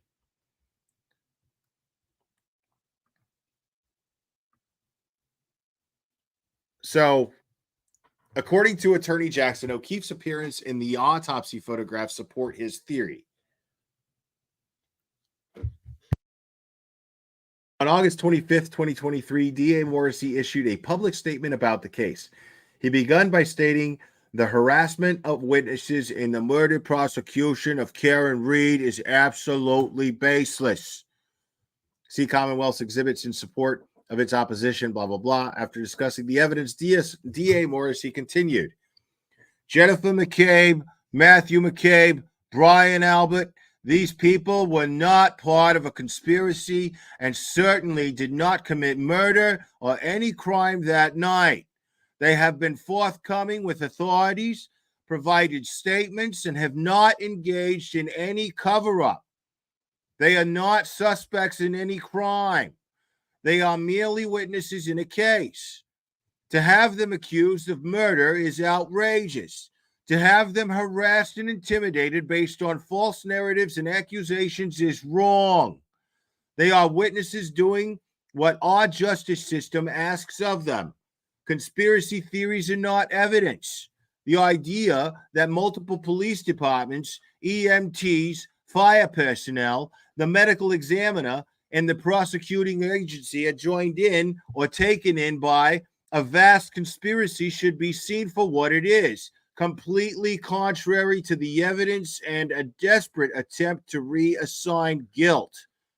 Michael Proctor, the state police trooper being accused of planting evidence outside 34 Fairview Road, was never at Fairview Road on the day of the incident.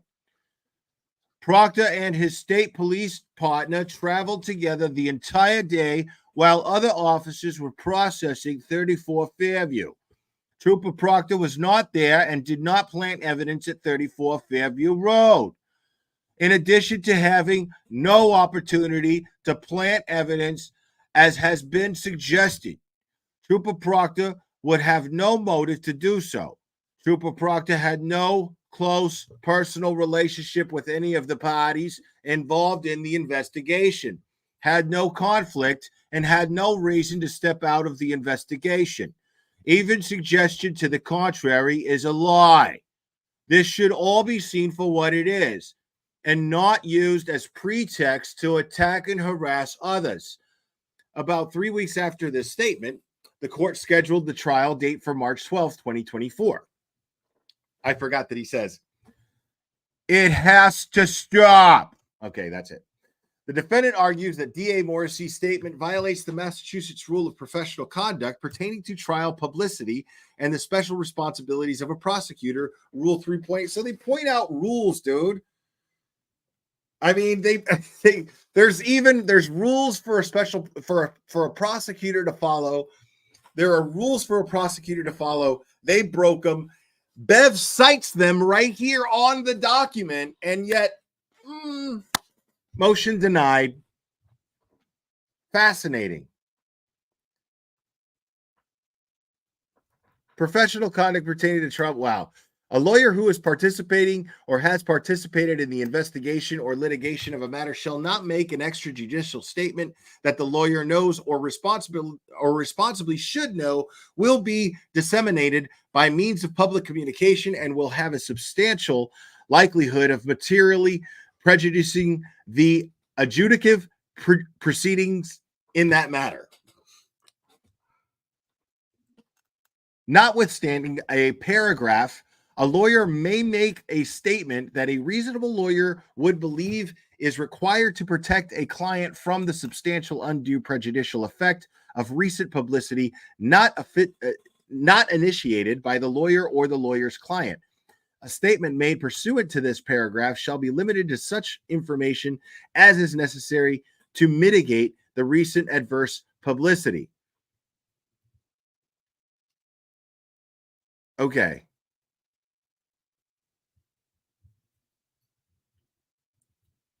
So, yeah, I mean, so the defense, they can do that. Like the prosecutor can't. In relevant part, the rule number 3.8 states that prosecutor in criminal case shall, except for statements that are necessary to inform the public of the nature and extent of prosecutor's actions and that severe or that serve a legitimate law enforcement purpose, okay? Which that statement did not do.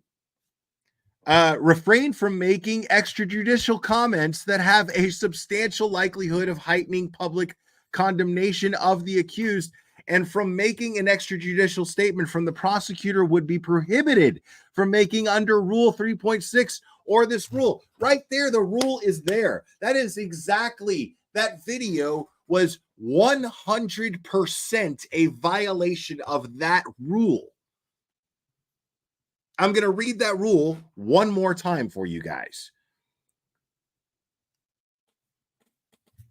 In relevant part, Rule 3.8 states that a prosecutor in a criminal case shall refrain from making extrajudicial comments that have a substantial likelihood of heightening public condemnation of the accused, and from making an extrajudicial statement that the prosecutor would be prohibited from making under Rule 3.6 or this rule, and take responsible steps or take reasonable steps to prevent investigators, law enforcement personnel, employees, or other persons assisting or associated with the prosecutor in a criminal case from making an extrajudicial statement that the prosecutor would be prohibited from making under Rule 3.6 or this rule.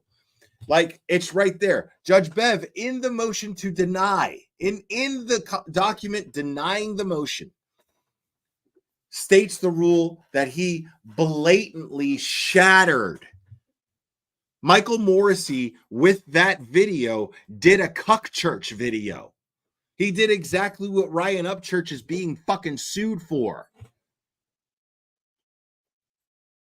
In that video, that is absolute and total misconduct on the part of the Norfolk County DA. It's undeniable. And you're not even gonna fine him. You're not gonna hold him in contempt. Nothing. Not one reprimand. You're gonna hand this guy for blatantly breaking that rule.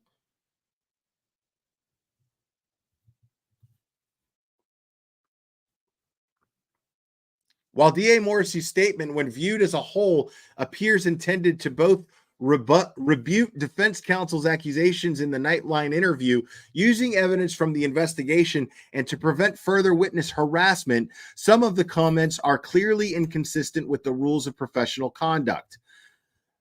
In particular, his comments about witnesses that relate to their credibility are the type of extrajudicial statements that are more likely to have a prejudicial effect on the proceeding. Right.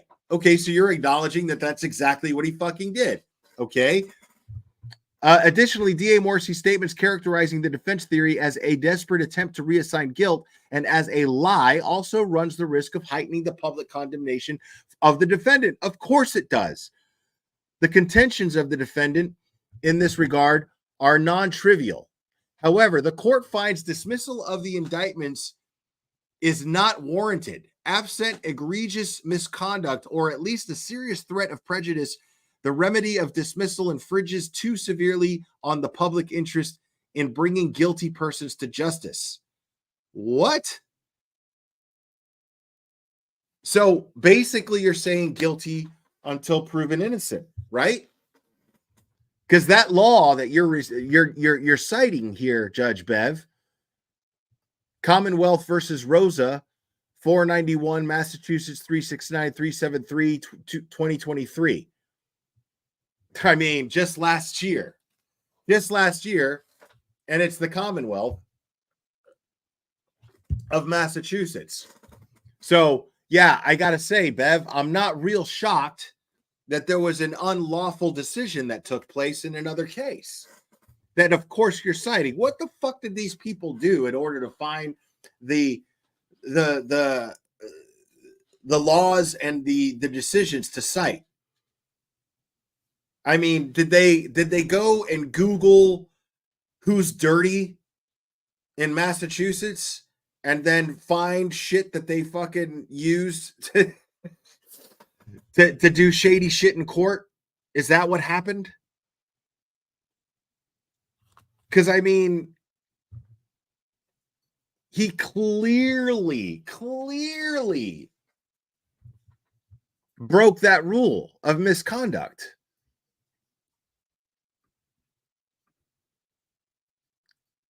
Because like you're saying that this law, okay,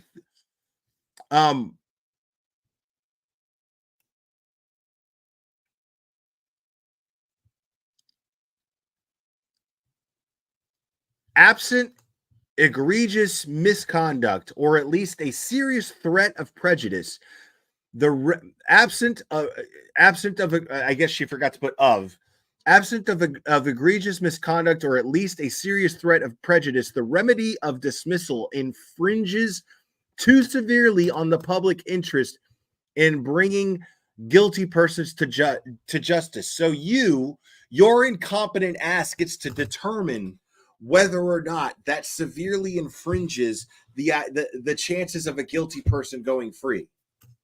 You get to determine that. And I guess you do. Judge Bev does get to determine that, unfortunately.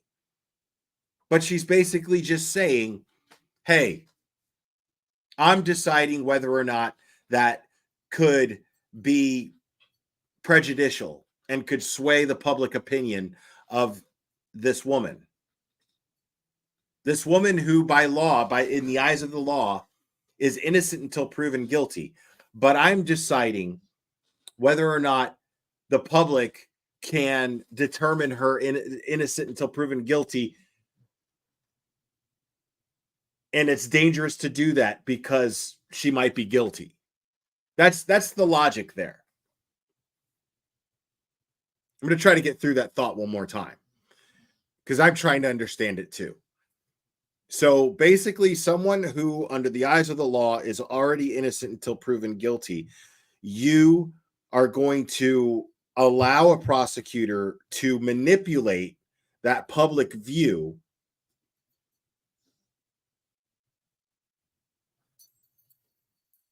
because you're determining that his actions might infringe the idea that a guilty person might go free, might actually implement the idea that a guilty person might go free, that you're taking too big of a risk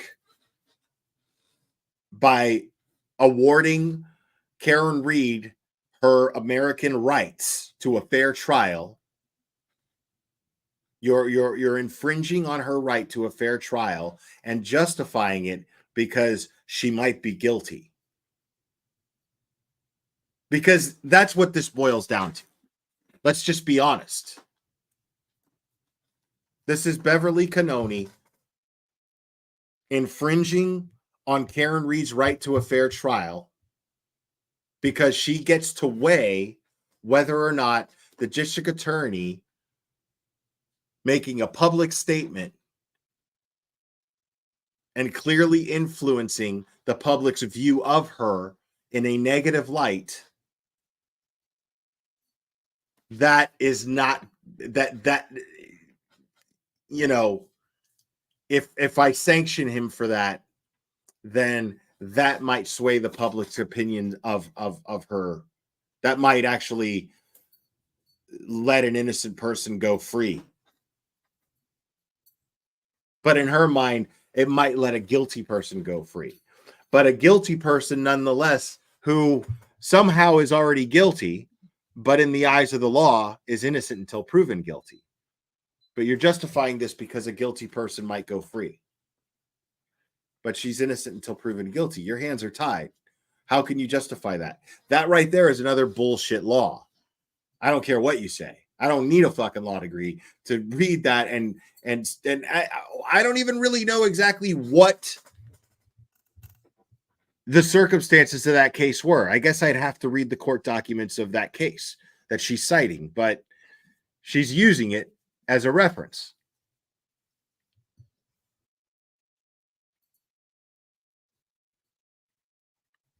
Right. Like that she's allowing the rules to be subjective. She's making the rule subjective. She's ruling on the rule to be subjective. That's what she's doing because she has the power as a judge to do that. It's super fucked up. Like she's basically just ruling that an innocent person is no longer innocent until proven guilty. When it comes to the public statements of Michael Morrissey, it is totally excused that she is guilty until proven innocent. That's what she's justifying. It's crazy.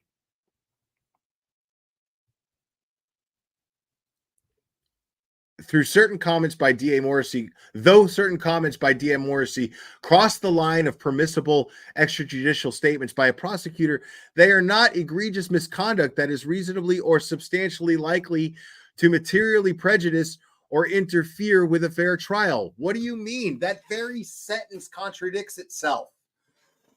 That very sentence contradicts itself. Though certain comments by D.A. Morrissey cross the line, that means they cross the line. That means they cross the line when it comes to breaking a rule that exists to ensure that extrajudicial prejudice doesn't take place. I mean,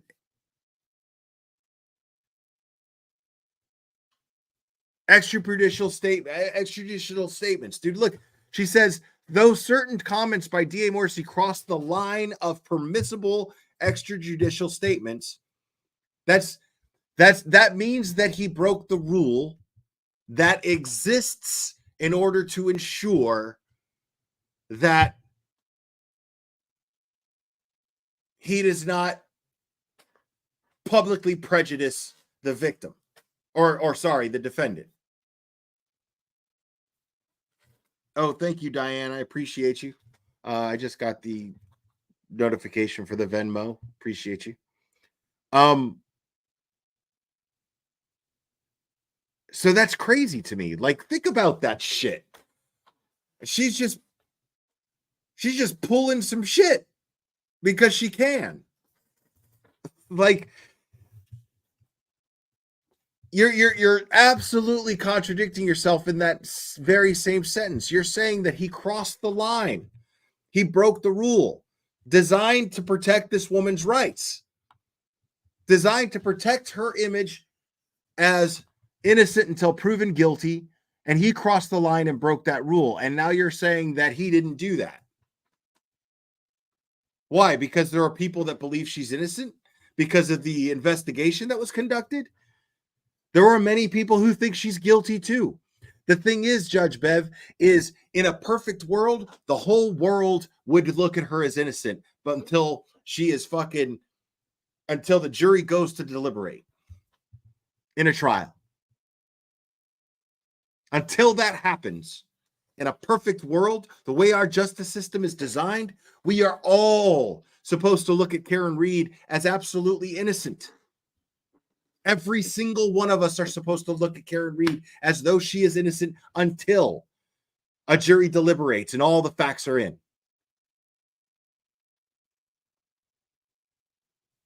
But because Michael Morrissey made that statement, there are people who are convinced of Karen Read's guilt.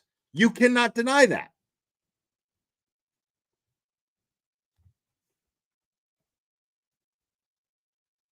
I'm a Baffled gifted 5 memberships, man. That's amazing. Thank you so much. I'm a Baffled. Kiki, Captain Skid Marks, Joanne Morgan. Does that say Unit? Your name is Unit? Well, Unit, you win Handle of the Day. Aaron Bell. So here's round of applause for I'm a Baffled for gifting and for Unit for having winning Handle of the Day.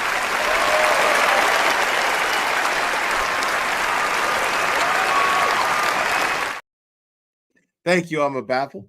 Appreciate you. Congrats to those of you who just got that. Dude. Unit. Yes, Handle of the Day. Absolutely. However, the court finds dismissal of the indictments is not warranted. Absent egregious misconduct or at least a serious threat of prejudice, the remedy of dismissal infringes too severely on the public interest to bring a guilty person to justice. I can't believe that shit. Though certain comments by D.A. Morrissey cross the line of permissible extrajudicial statements by a prosecutor, they are not egregious misconduct. They are not of egregious misconduct that is reasonably or substantially likely to materially prejudice or interfere with a fair trial. Unreal. Much like the defendant's statements addressed in the Rule 3.6 decision, Morrissey's August 25th, 2023 statement occurred before a trial date, before a trial date was scheduled, and is less likely to materially prejudice the proceedings. See restatement. Now, okay, before I continue, I just want to tell all the fucking trolls who are trying to accuse Turtle Boy of tampering with a jury, and Karen Reed of coercing and commiserating with Turtle Boy about tampering with a jury. It's Judge Bev's own words right here. Because this is what Tully and Mello are trying to prove. This is very fascinating because Tully and Mello are already trying to prove that Karen Reed and Turtle Boy tried to manipulate this trial. But Judge Bev is here saying that that can't be done. Morrissey couldn't have done that with his statement because a trial date hasn't even been set yet. It's all good, baby. It's all good. That's basically what Judge Bev is saying here. What's up, Scott? Good to see you.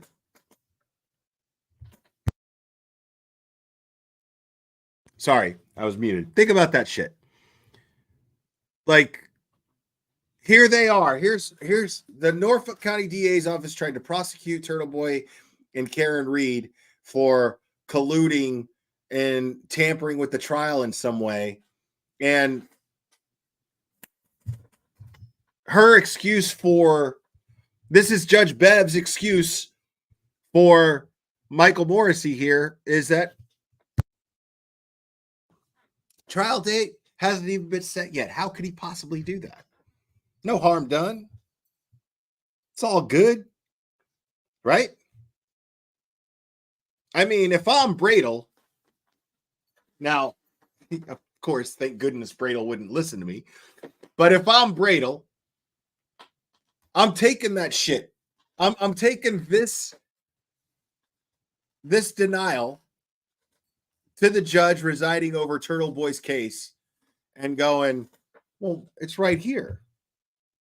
Judge Bev herself is ruling a denial saying that Michael Morrissey couldn't do it. How the fuck could Turtle Boy? You know what I mean? And let's face it. Now, we all like Bradel. And we've seen more or less what he can do. And we're all like, fuck yeah, Bradel's dope, right? And I'm totally on board with that. But we've also seen Alan Jackson and Yannetti. You think that fucking Mello is even remotely any chance for Jackson and Yannetti seeing those guys in action in these Karen Reed hearings, going for the jugular every fucking time, you know? Like, yeah, Bradel's dope, dude. And we're going to see that. That's going to happen. Make no mistake. I have no doubt in my mind that we're about to see Bradel just fucking cut throats, bro. Like, figuratively speaking, don't fucking trolls, don't, you know. But yeah, I totally see that happening. But I mean, already, like, we know that Bradel could just fucking just Wolverine the fuck out of Mello, you know? Like, just totally Teen Wolf Mickey, him, like at the dance, just tore up his shirt. You're an animal. Stick with your own kind, freak. Like that little tramp. Shit was fucking dope, bro. Love Teen Wolf, bro.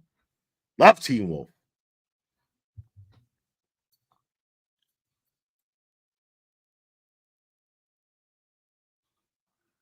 Morrissey crossed the line of permissible extrajudicial statements by a prosecutor. They are not egregious misconduct that is reasonably, substantially, materially prejudice or interfere with a fair trial.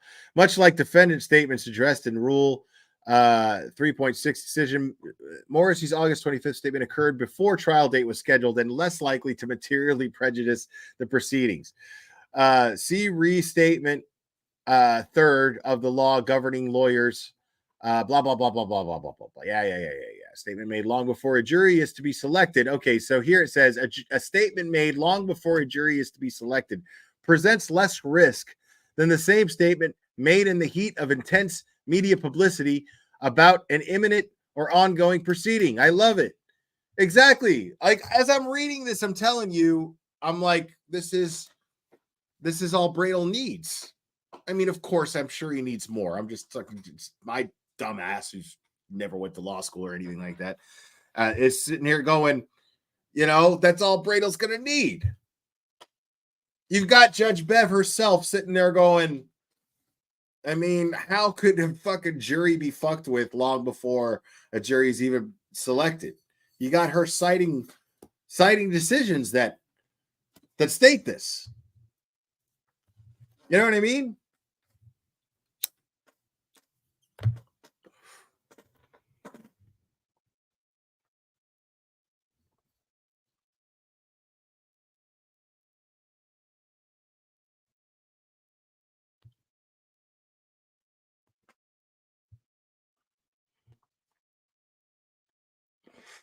What did Turtle Boy post?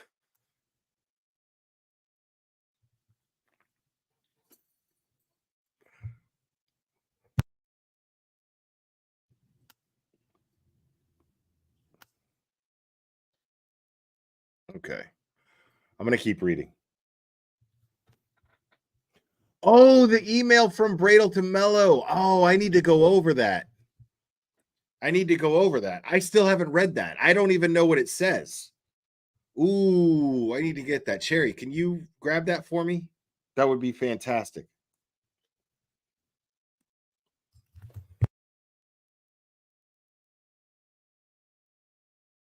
Completely forgot that happened. Oh my goodness. Yeah, I got so wrapped up in the Sebastian Rogers bullshit with these YouTuber dickheads that yeah, I need to read that. So as soon as I get a hold of that, I will read it.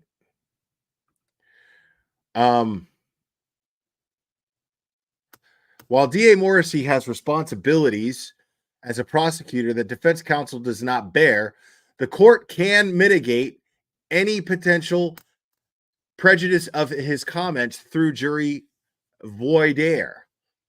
Blah, blah, blah. Substantial pretrial publicity obviated by dismissal of the indictment is therefore not appropriate.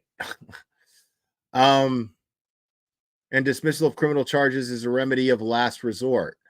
Yeah, I mean, I agree. But this is, I mean, if this is not, and I'm going to Melanie Little this for a second here. If this is not last resort, I submit to you a question. What is? If this is not last resort, I submit to you what is. I mean, come on. Like, this is crazy. This whole investigation is crazy. Judge Bev, you're crazy for allowing this to go to trial.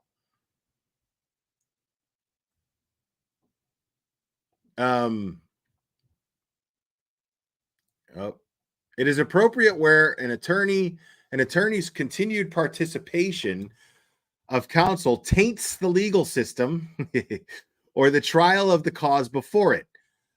Complete disqualification of an entire district attorney's office, moreover, is highly unusual. Of course it's unusual. So is the shit this guy's been pulling. Complete disqualification of an entire district attorney's office unnecessary where lawyer who previously represented defendant is in unrelated matter joined district attorney's office prosecuting him. Massachusetts at blah, blah, blah, blah, disqualified order of prosecutor who is a potential witness at trial, but denied motion to disqualify entire district attorney's office.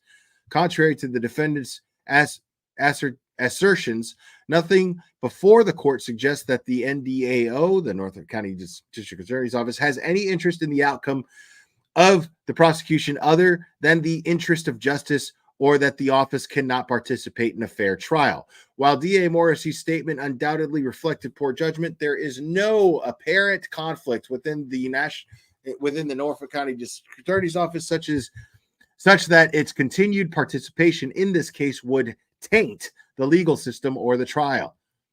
Wow.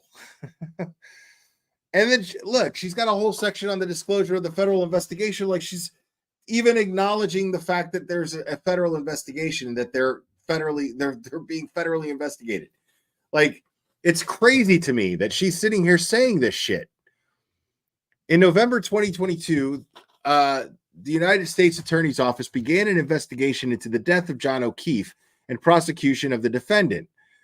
On May 9th, 2023, the Norfolk County District Attorney's Office wrote a letter to the United States Attorney's Office regarding the issuance of federal grand jury subpoenas to at least 2 witnesses to the Commonwealth's investigation into the death of John O'Keefe.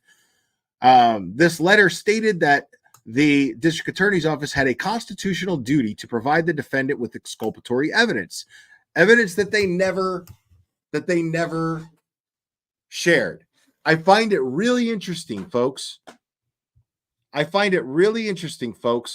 That Judge Bev is citing this here in this document when she has ordered the Norfolk County District Attorney's Office to provide possible exculpatory discovery. And they have failed to do so on at least 2 different occasions, 2 very vital issues. They have failed to provide it, saying that it no longer exists. And Judge Bev failed to show any type of reprimand, to provide, to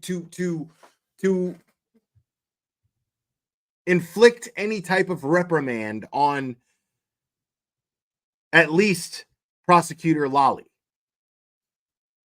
on at least Assistant District Attorney Lally.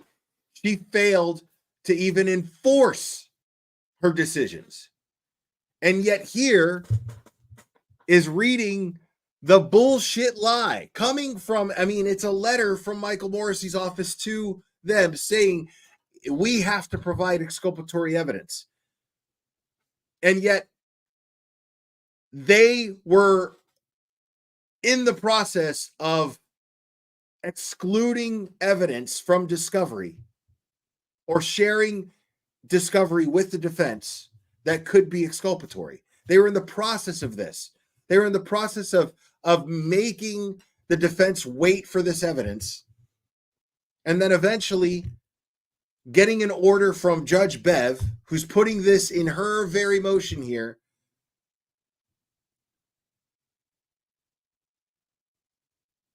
I don't understand, dude. This is crazy to me. And how does she not see that this guy is absolutely full of shit?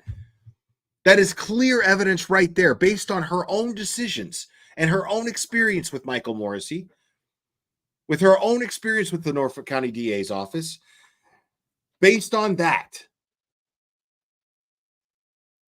she's not seeing the bullshit that Michael Morrissey's office is doing here when talking to Josh Levy's office, asking for what they have. It's obviously a fishing expedition. They're obviously fishing for information. They want to know what's going on. Why do you think they seized Karen Reed and Turtle Boys Tech?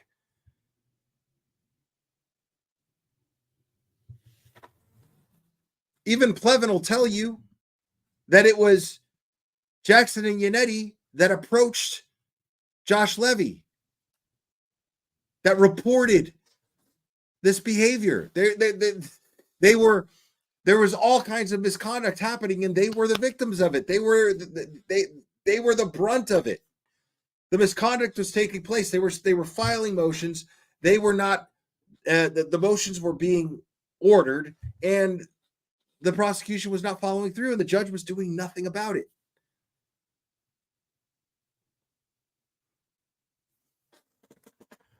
Jerry's mad at me right now.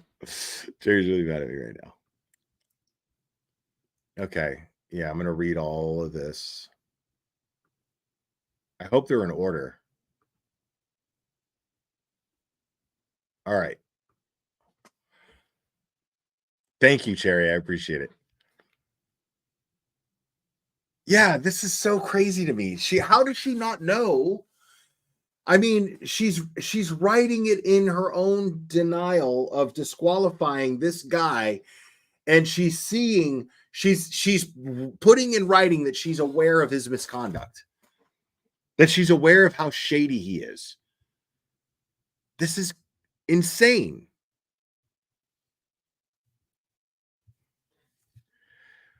On May 18th, 2023, D.A. Morrissey wrote a letter to the Office of Professional Responsibility at the U.S. Department of Justice requesting that the U.S. Attorney's Office investigation be examined by the OPR, the Office of Professional Responsibility, but I'll keep calling them OPR, or transferred to another office without history of conflict, bias, and abuse of prosecutorial discretion.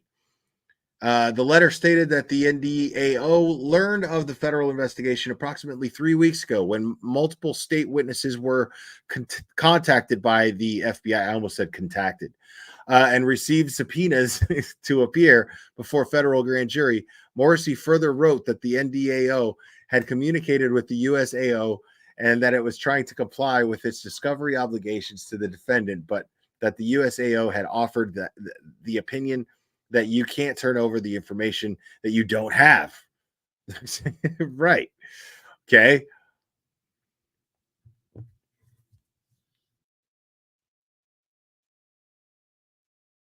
Wow. The NDAO, however, had confirmed that witnesses had testified and was again requesting it be provided with information so it could fulfill its discovery obligations. On June 1st, 2023, the OPR responded to the May 18th, 2023 letter declining to take any action. On June 12th, 2023, the USAO responded to the May 9th, 2023 letter stating that it had no issue with the NDAO, advising defense about the contact between the USAO and the NDAO if disclosure was warranted, and that it would be back in touch as circumstances dictate. On October 12th, 2023, the NDAO sent another letter to the USAO notifying the USAO that a trial date had been set and that the NDAO was again requesting, to the extent they may exist, statements made to investigators and grand jury minutes to fulfill its mandatory discovery obligations.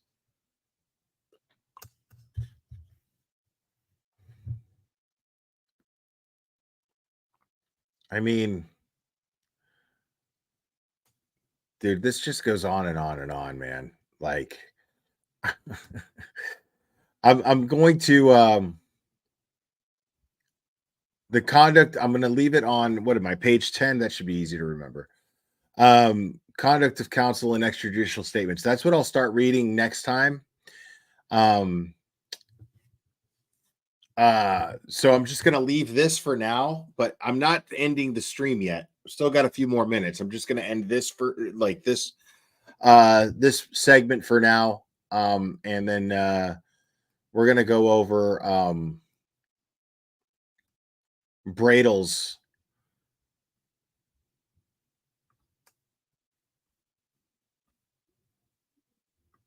statement here. So Bradle's statement here,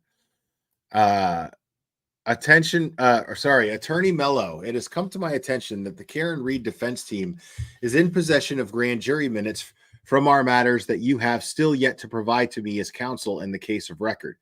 We have been asking these crucial discovery documents for months. Okay, before I continue, I love this because this is so mellow. Like if this was like an 80s sitcom, And then Bradle just shows up as the angry neighbor going, hey, you were supposed to provide me with discovery and it has not happened all this time. Urgh. And then everybody around Mello who knows him is going to look at him like Urkel and just be like, that's so Mello. Like, dude, I mean, this guy, this has to be why they hired him as the special prosecutor, because he was going to pull shit like this. They can't really expect to absolutely prosecute Turtle Boy based on what they have. They can't expect to do that. I just don't see that happening. This is crazy to me. This is exactly what you would expect from Ken Mello based on the reprimands that he received from the bar. I mean, this is exactly what you would expect, especially from this dude just walking into court the way that he does. Which I'll never fucking forget, dude. I'll never fucking forget that shit. Tom talking about, hey, how you doing, bud? Having a good day? You all right?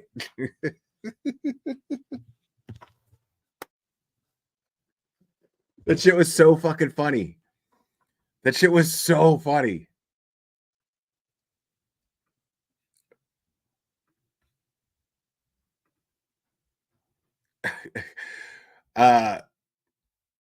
We have been asking for these crucial okay, you have only provided piecemeal discovery. It is unprecedented and frankly astonishing that as an officer of the court, you would serve these on others and continue to withhold the full set of grand jury minutes from the very target of the indictments. Okay, I'm not going to share every single, because the way that's sent to me is in screenshots. So I'm just going to read it like the way that I got it.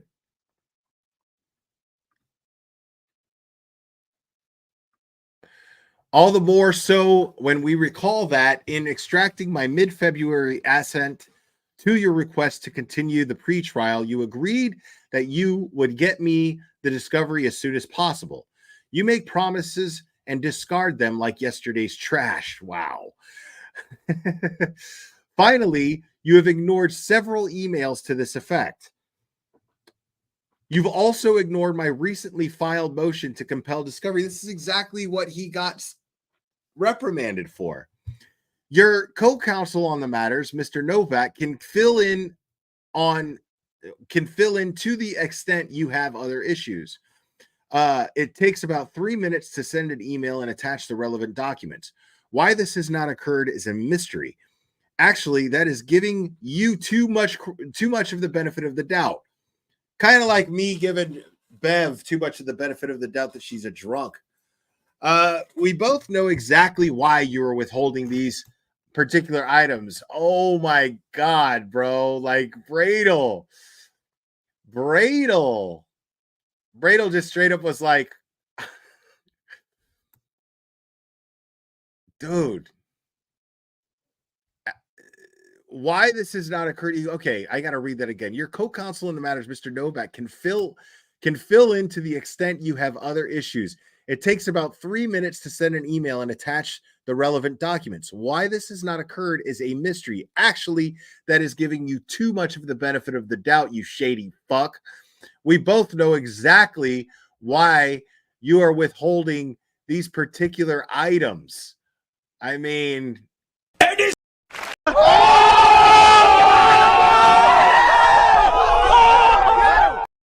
hit the wrong one there for a second. Dude, Bradle is like snap, crackle, pop. I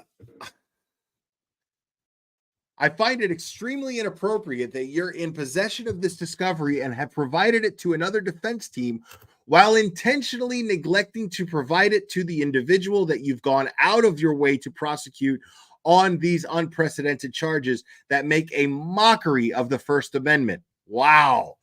Bradle is just fucking, dude, he's killing it right now.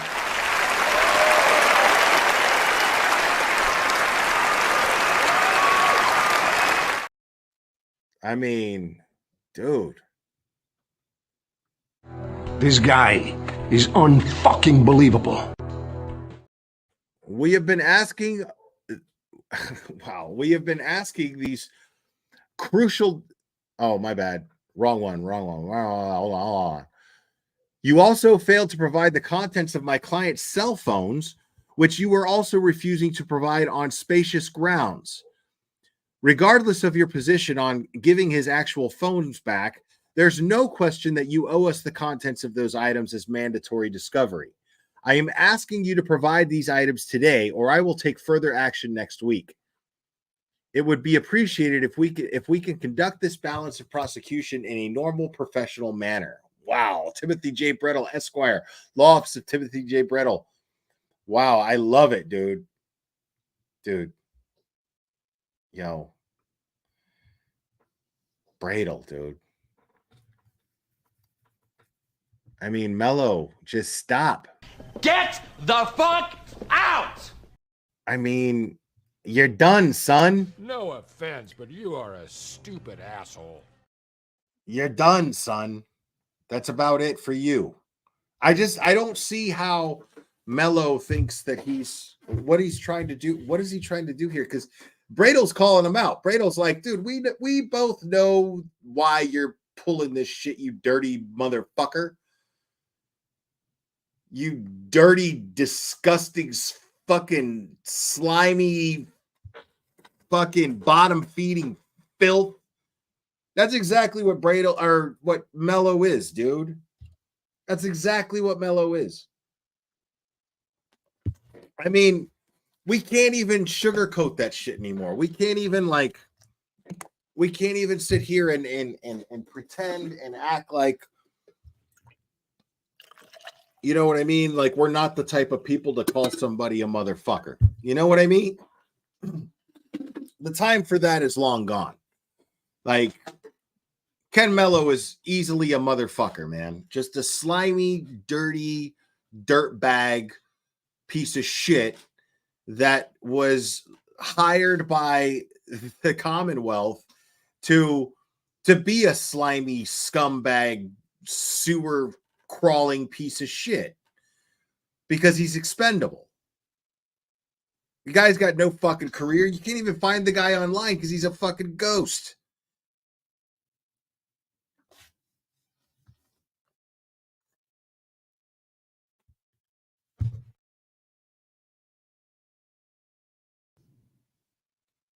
I mean, it's true.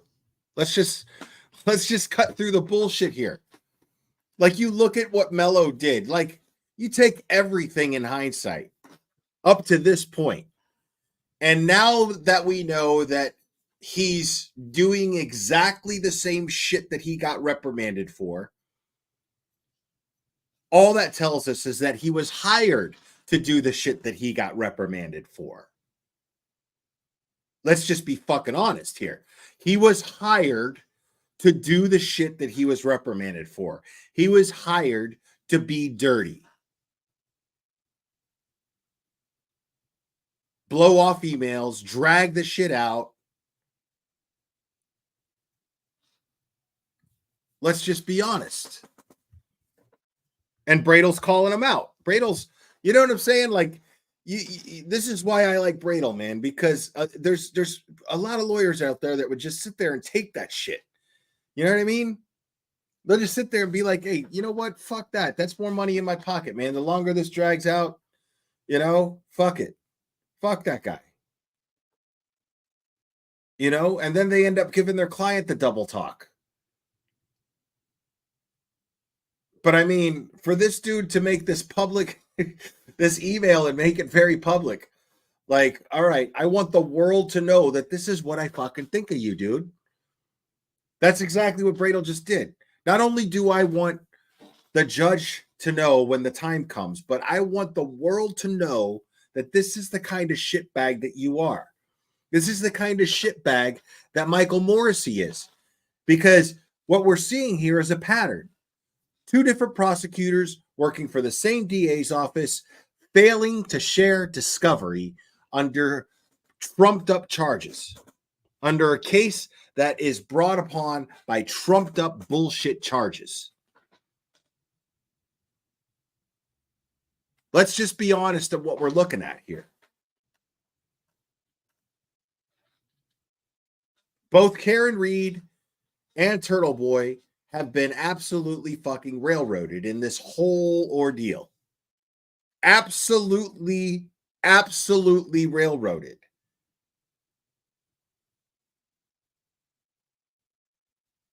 And there are two things that I can name off the top of my head, just two off the top of my head. I'm sure there's more, but two off the top of my head that show District Attorney Michael Morrissey MO. One, Tully's all over both those cases. Tully's all over the connection between Karen Reed and Turtle Boy, and all over the Karen Reed investigation. That's one. And Tully is always right next to Michael Morrissey, always right by his side whenever Michael Morrissey speaks publicly. Tully is right there next to him. He's his lapdog. And then the other thing is withholding discovery. Both cases,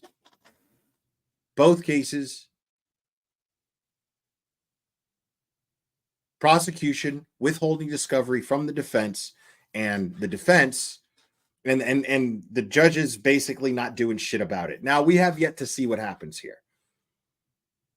Because I don't think that Bradel has actually, I don't know if Bradel has filed a motion to have the judge order him to share the discovery. Why should that even have to happen? That's part of the procedure. Why should the defense have to file a motion to get the judge to make the prosecution do their job? Prosecution 101, share discovery with the defense. Fair trial 101. Why is that? Why do they have to file a motion to get the prosecution to simply do the minimum to meet the minimum standard of integrity in their job?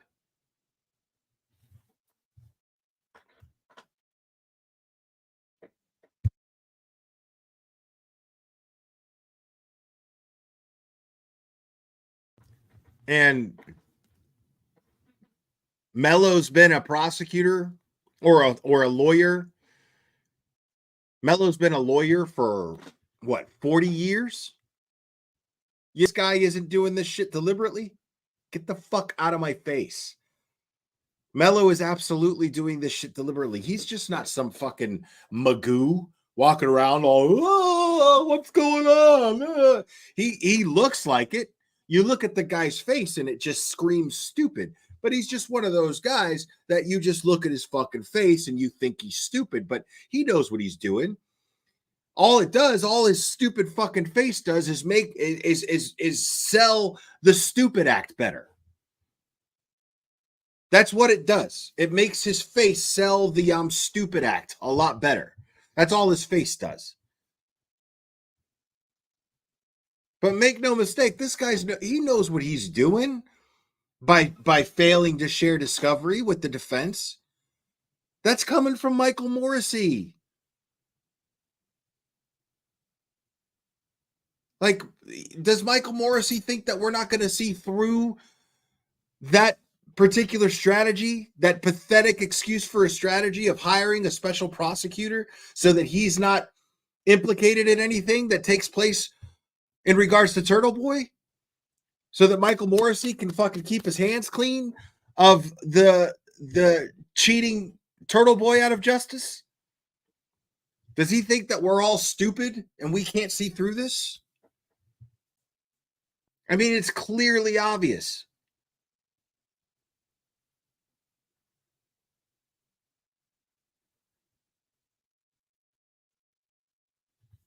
It's fucking mind-blowing, man. So, one last thing that I want to go over, guys. Um,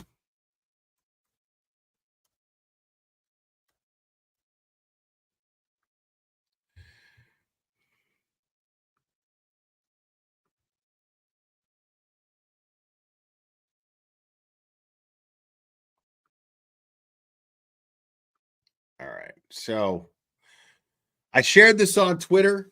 I'll tell you, there's a lot of heroes in this story. A lot of villains, but a lot of heroes in this story. And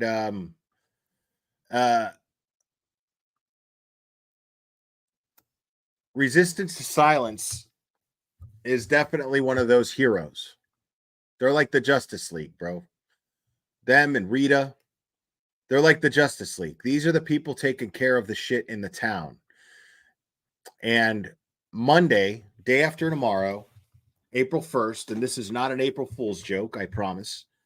April 1st at 3 p.m., they will be gathering, and a lot of people will be gathering if you're local. They'll be gathering to protest Michael Morrissey's office peacefully. And that is at 45 Shawmut Road, Canton, Massachusetts, 020201. And again, that's Monday, April 1st at 3 p.m. Eastern. And I got to say, I absolutely 150% support this. And one of the main reasons why they're out there and doing what they're going to be doing is because Morrissey filed a motion to create a buffer zone of 500 feet from the courthouse for people to not be able to wear anything, any shirts that have any comments that are case related, any signs, can't put anything on your pet, or you're breaking the law if Bev approves this. And I have no reason to think that she'll deny this. I don't think that Judge Bev is acting. I have absolutely no reason so far to think that Judge Bev is acting in any interest of justice whatsoever. I do not believe that at all. Not even a little bit. I do not believe that Judge Bev is in any way, shape, or form interested in getting justice for John O'Keefe. I don't believe that anything that she has done has been in the interest of justice. Not one decision. Because even the ones that she makes, if you don't follow through with those, then you didn't make those decisions in the interest of justice. You need to follow through with those decisions as well. So here she is, and she has not made one sound decision this entire case. So I have no doubt in my mind that she is going to be bold enough to basically, based on everything that we just read, based on all of that, I have no reason to doubt that what she will do is approve this motion, because she has not made one sound decision and has not done anything in the interest of justice whatsoever. So why would I doubt that she would approve a motion that is going to rob people of their First Amendment rights? The very people who she is sworn to protect. The very people who she's sworn to protect the rights of. The very people who she's sworn to fight for the rights of. So I challenge you, Judge Bev, to do just one thing right this entire fucking time. Just do one goddamn thing, just sound. And let these people have their voice. Let these people speak their mind. Let these people do and engage in my opinion, what is arguably the most American thing that you can engage in. So that's my challenge to Auntie Bev. Guys, again, that's going to be Monday, April 1st, 3 p.m. And that's going to be 45 Shawmut Road in Canton.